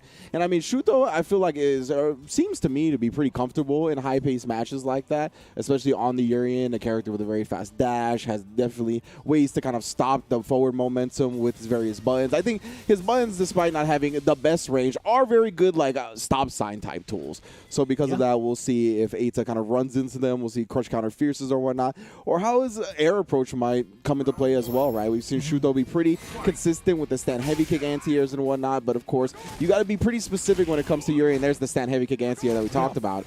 So we'll see if he stays consistent with that. Yeah. And again, we already mentioned it like early in the set. Aita is known to go wild, or at least go airborne a good amount of times, just to see if you're willing to anti-air him and stop him. Yeah, I mean, my man was willing to test any and everyone's reactions. Ooh. That was actually pretty sick. You can't jump from that range, no sir. There's the confirms you've been looking for from both Ken players earlier from the winner's side. Aita does get one at least. That was a big, significant jump out, but here comes Shuto. No. That was a great conversion as well. Gonna put him towards the corner. Oh my goodness, but Aita, we called him a wild child. He's gonna make sure you respect the DPs. Remember his quote. He's gonna keep on DPing. No matter what, I'm always gonna DP. It's great. I mean, that's a great way to live, honestly. Yeah, for sure. And yeah, Shuto, who defeated Ryu in that first round now, has to deal with the Ken Masters. Getting lit up here in this corner, bringing some heat to the winter time. And I do appreciate that back-to-back from Shuto. But Aita, I like the stubbornness. Well, I did for a little bit. Shuto now getting the corner advantage. No trigger on deck up until that last point. Aita now in critical art range can actually kill Shuto off an activation. Shuto, he found the anti-air again. That was a great view reversal from Aita, though. I like that. Not playing the Aegis games. Oh, double dash forward. Very brave, following suit after the blocked fireball. But Shuto still has a trigger on deck and critical art. Now definitely within kill range off of one combo. Great discipline from Aita. Oh my God! Going higher than the Christmas tree! Put the star on that bad boy, thanks. Aita, 1-0 just like that. That was very good. Very good. Very explosive set so far from Aita. Shuto, not too bad. Honestly, he did try to contain the flames over in the corner at that one pace or that one segment against Aita, but there's just something about him that just, you have to get ready for the bus out. Yeah, and, I think Aita had really good defense that first game because Shuto got a lot of consistent anti-airs, right? And after those situations, a lot of the time, Urien had the advantage, but Aita was just able to weather the storm, so definitely big ups to him on the defensive end. Oh, back throw now. Checking with a low forward from Aita. Very brave, right? He was still within range to get meaty, but Shuto does get the forward throw. Another forward throw. Do it again. Oh, he barely missed the meaty with the back medium punch. Yeah, but he takes that time to open on the V-skill, but a big counter hit. That was Violent, who tries to get him to reach again, but no go this time. What? EXDP after that. He had trigger too. Oh my God, this is definitely Violent Ken. I love me some Aita gameplay. It's so good. I gotta say. No respect being shown. I like that. Ooh. Oh yes, that's what I'm talking about. Now it's your turn to disrespect. Yeah, definitely. Aita's a very active player. I love that EX headbutt counter as well. Going through the V-skill, but I definitely think the EX tackles can be utilized a little bit more. You can see Aita always trying to do something, whether it be moving back with a backdash, moving forward, inching forward. Great anti-air, and then he got caught flinching, pressing buttons on a wake-up. EX uppercut, you were bound to see it again. He's not about blocking. What is a block? Mm-hmm. The back throw again. Shout out to Tasty C for that one. Again! Oh my goodness, all these EXDPs. Yeah, Shuto's taking a page out of his book. Do it again! Oh, if he did it again, it would work. You know that, right? Yeah. Comes down a regular headbutt would have blew him up. Oh, triple dash! Shuto gets the tech in time. How is he so fearless? Man, it's no regard for his own life. There we go, the EX tackles. We like it. That's what we were alluding to earlier, that he needs to bust out with those a bit more. Ada's just so active constantly. Yeah, that's such a good tool to kind of check people who want to always move forward, right? We've seen how many instances where Aita wants to follow through with the fireball, dash up 3 times in your face, steal turns away, Shuto now being a lot more active on defense and getting a significant life lead, all because of Aita and the way he wants to move forward and move forward. Yeah, this is good stuff. This is what he needed to do. Start putting up those normals that stop sides. Wow! Aita, though, just waking up with the crouch medium kick, confirming it fully. Like, he is just reading Shuto. Christmas came early for Aita. He's getting all the presents in mind right now. It's like, get these confirms, make sure it counts. Shuto now with a back throw, but still missing an opportunity for the meaty. Very unorthodox. Or unlikely of him, I should say. Now, Shuto, yeah, not exactly FV Sugar yet, so he couldn't get anything off that crouch medium kick. Oh my God! He navigates so his way with the EX Tatsu. I'm surprised it wasn't through waves of trigger. I think he was still within range for the Shinryuken. Oh, you're dead. And what an adjustment from Aita right there. That was so smart. You're not gonna build enough meter. Oh, I thought he was dead. Oh boy. Okay. All right. Aita closes it out with a 2-0. That throw was all he needed. But I mean, look at that. We were talking about the fact that Shuto, we needed to see more EX tackles in the neutral to stop Aita from advancing on the ground forward like that. And how does Aita win? He does a jump back, baiting the EX tackle and punishing it cleanly. The adjustments, baby. That's why we play fighting games. He made the adjustment he needed to make to stop what Ada's game plan was, and Aita adjusted in kind. And I mean, takes the W with it. I mean, that's just textbook classic. Yeah, there's something about fighting games where you're put in these situations and have to make these split-second decisions, and it only makes you stronger in and outside of the game, to be quite honest with you. And that pretty much seals the deal for our top 8, right? You guys do not want to miss it. Aita sealing his spot against Crusher. That's going to be pretty significant. But let's take a look at the other ones, right? You see Momochi going up against John Takeuchi, also from the loser side. Maybe we can get the rest of it, hopefully, if it's already set up in stone. Yeah, man, production, you're on one. I like it. Semifinals, you see Bonchan versus Zabeth. Of course, Zabeth with a very impressive Falc. I'm excited to see how that's going to work out between these two. Sako versus Higuchi. We've seen very impressive Higuchi play with that guile, shutting down Momochi 2-0. Very, very good to see. But Sakonoko, man, with the way that he's been playing Minot, it's going to be a wall versus another wall. It's really cool. Yeah, I can't wait to see that. And of course, in losers, we got some heavy hitters as well. Aita, who we just saw take that last spot, is going to be going up against Crusher on the birdie. And then John Takeuchi and Momochi. Oh, my goodness. What a losers bracket round 1 top 8 match that is. I can't wait to get to tomorrow. It feels like we barely started, to be quite honest with you all in chat. I know that it is pretty much the finale of the top 16, but it's not the last time you can get yourselves involved with some tournaments, especially with compete.playstation.com, right? If you register now for the open series, there's so many more opportunities to get involved with the community with Street Fighter V and just overall build up your gameplay, make some new friends, make some new rivals at that, and just overall have a great experience. Again, compete.playstation.com is where you need to go to participate in the open series. Yes, sir. And if you're going to be making friends and rivals, that means you're going to be dueling, and you could also duel over at the Capcom authorized mobile game Street Fighter Duel, which is available for download in China, and a global version will be coming soon. Keep a lookout for more news on the global release, and get ready to join the journey with millions of players to find out who is the best fighter in the world. We want to make sure to thank you folks, everybody that's been tuning in here, at least, you know, from the other side of the world, right? If you're tuning in from Japan as well, we do appreciate you. It's been an absolute blast being able to cover, and you know, it's such an honor, honestly, to be able to follow up with like the pre-show antics. We have like Brian F, Rob TV, always killing it. We have Aru and No Motion, always breaking down all of the pool play before all of these events. So again, big shout outs to you guys, and thank you guys for being up so late with us, or wherever you may be, up early, up late, whatever it is. I'm glad you enjoyed some great Street Fighter V with us. Yeah, absolutely, man. Definitely great top 16 as per usual. As a commentator, all I can ask for is good matches, and I mean, out of Japan, it's always great matches. Yeah, so I mean, thank you to all the players once again for putting on a show. I mean, I can't wait for top 8 tomorrow, man. You're damn right. It's going to be at the same exact time. So again, set your clocks. Make sure you have nothing else to do, because it's going to be some amazing Street Fighter V without a doubt. With that said, from all of us at our side of the table to you, we do appreciate your time. And of course, keep playing more Street Fighter. We'll see you next time. Oh.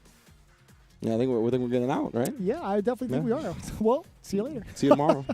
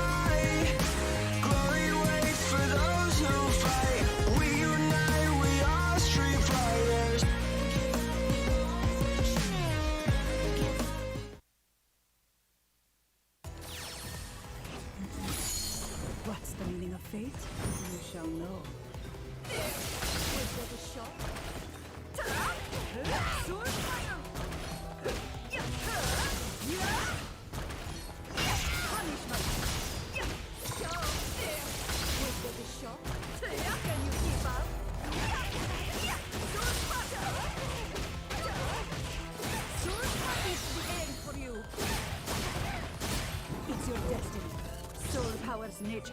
Fedora Fox!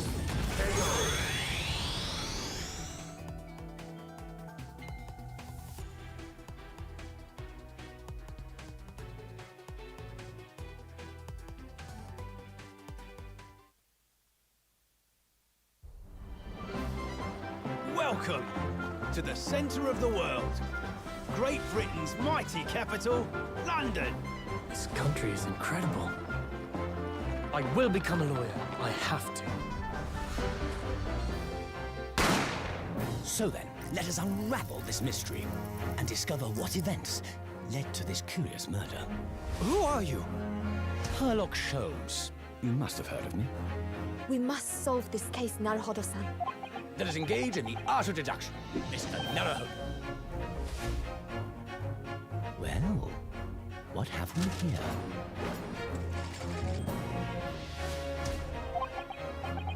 It would seem the truth is now tantalizingly close. The defense demands its right to a cross-examination.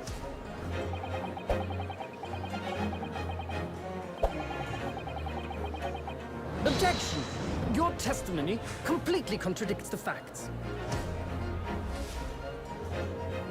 Objection! My lord, with all due respect, this is an outrage!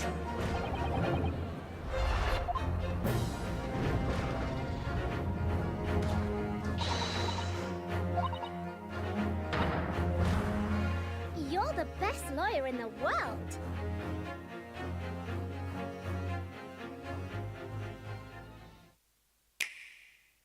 Let's go!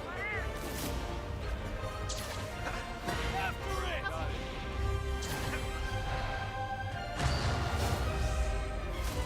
Fear my strength! Have a taste of this! Don't take this personal! I'll show no mercy! This is for my fellow hunters!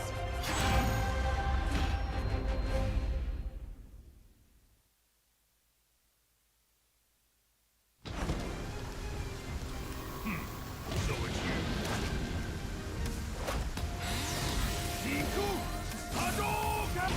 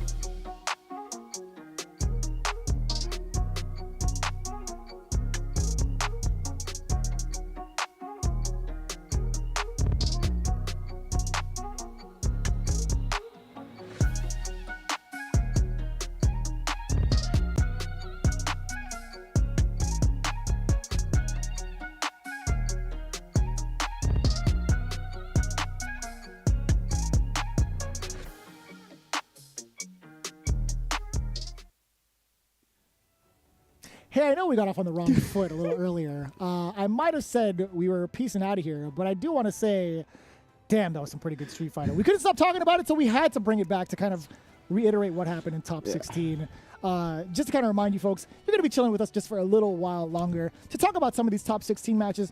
One of the things we do like to break down is some of our favorite matches from both sides. So just going into it, when we see the winner's side from our Top 16, I'm going to ask you, Rinch, I'm going to let you go first on this one. Which one was your top match? From the winner's side, I really like the Sako John Takeuchi match, to be quite honest. I thought both players showed incredible adjustments. I thought Sako his control on the Manat is just so sick to watch every time, right? And I really enjoy the style of Manat that he brings to the table. Just his usage of V-Trigger 1 always impresses me, the way he covers it, or the way he uses it to cover a lot of his decisions and options to make them extra safe, or just to take away options from the opponent that you normally would have. So I'm going to go with Sako and John Takeuchi. He was competitive, and of course, the Sako Menage is always a joy.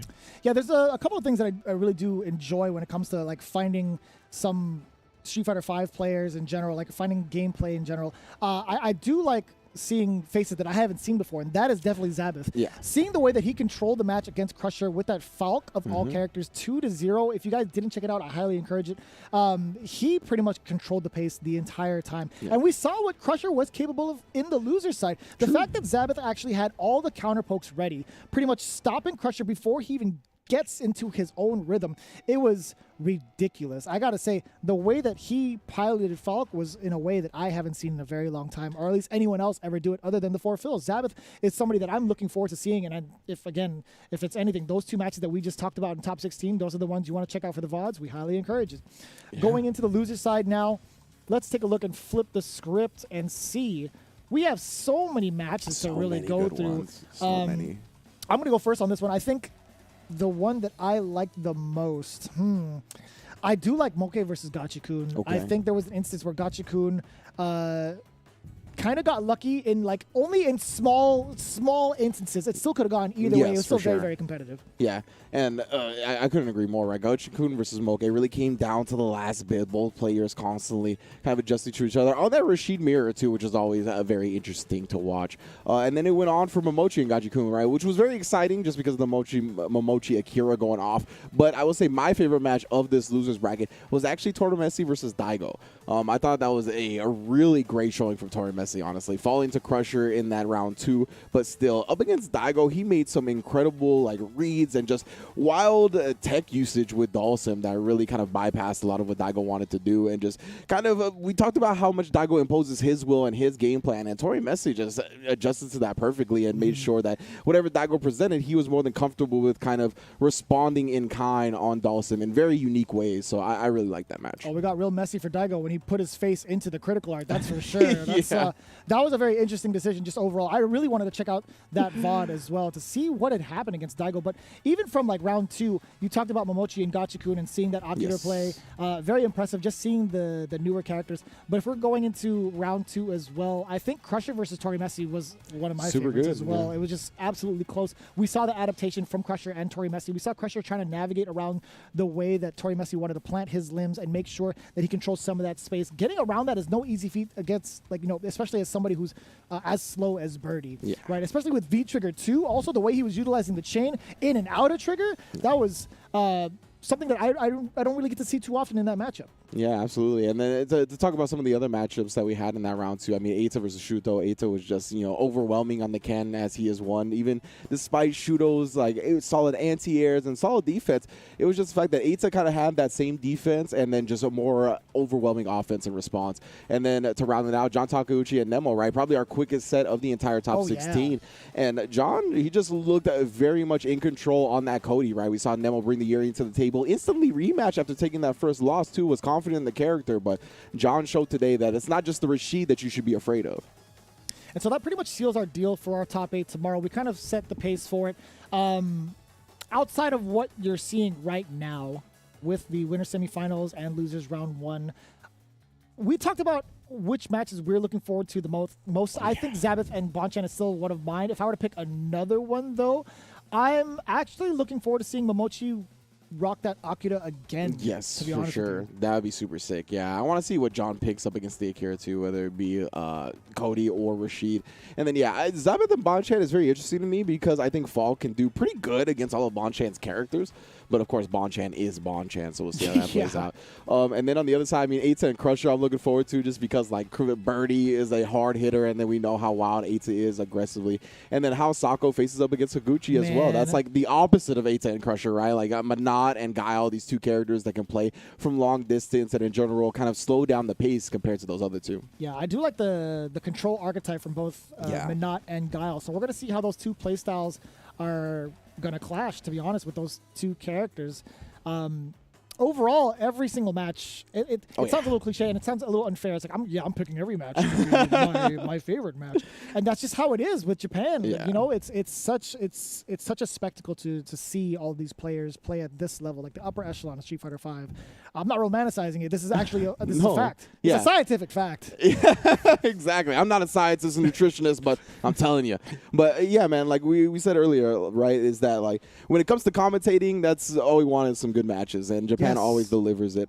And in general, it doesn't just make our job easy as commentators, but it really lets us kind of, at least for me, speaking for myself, it really lets us show off fighting games as much as we want, right? As commentators, we want to tell the grand stories. We want to make these players like really get across the amazing things that they're doing, because I really do believe these high-level fighting game decisions and these players are doing immaculate things that are very special just in general. So I think these type of matches, this high-level caliber of play really lets us express just how special these players are. If any of these matches don't inspire you to play Street Fighter V right now, considering the time, sure, I get it. But if it doesn't inspire you to play Street Fighter V within the next 24 hours, you got to get yourself checked, man. I'm just going to say it right now. But for the most part, again, this is where it's official. All right? Tomorrow, same time, we're going to go through the top 8. You and I together, again, it's going to be great. All these matches coming in from Japan, this is going to be the cream of the crop, right? The upper echelon of Street Fighter V, and you do not want to miss it. From all of us, from our table to you guys. Now officially,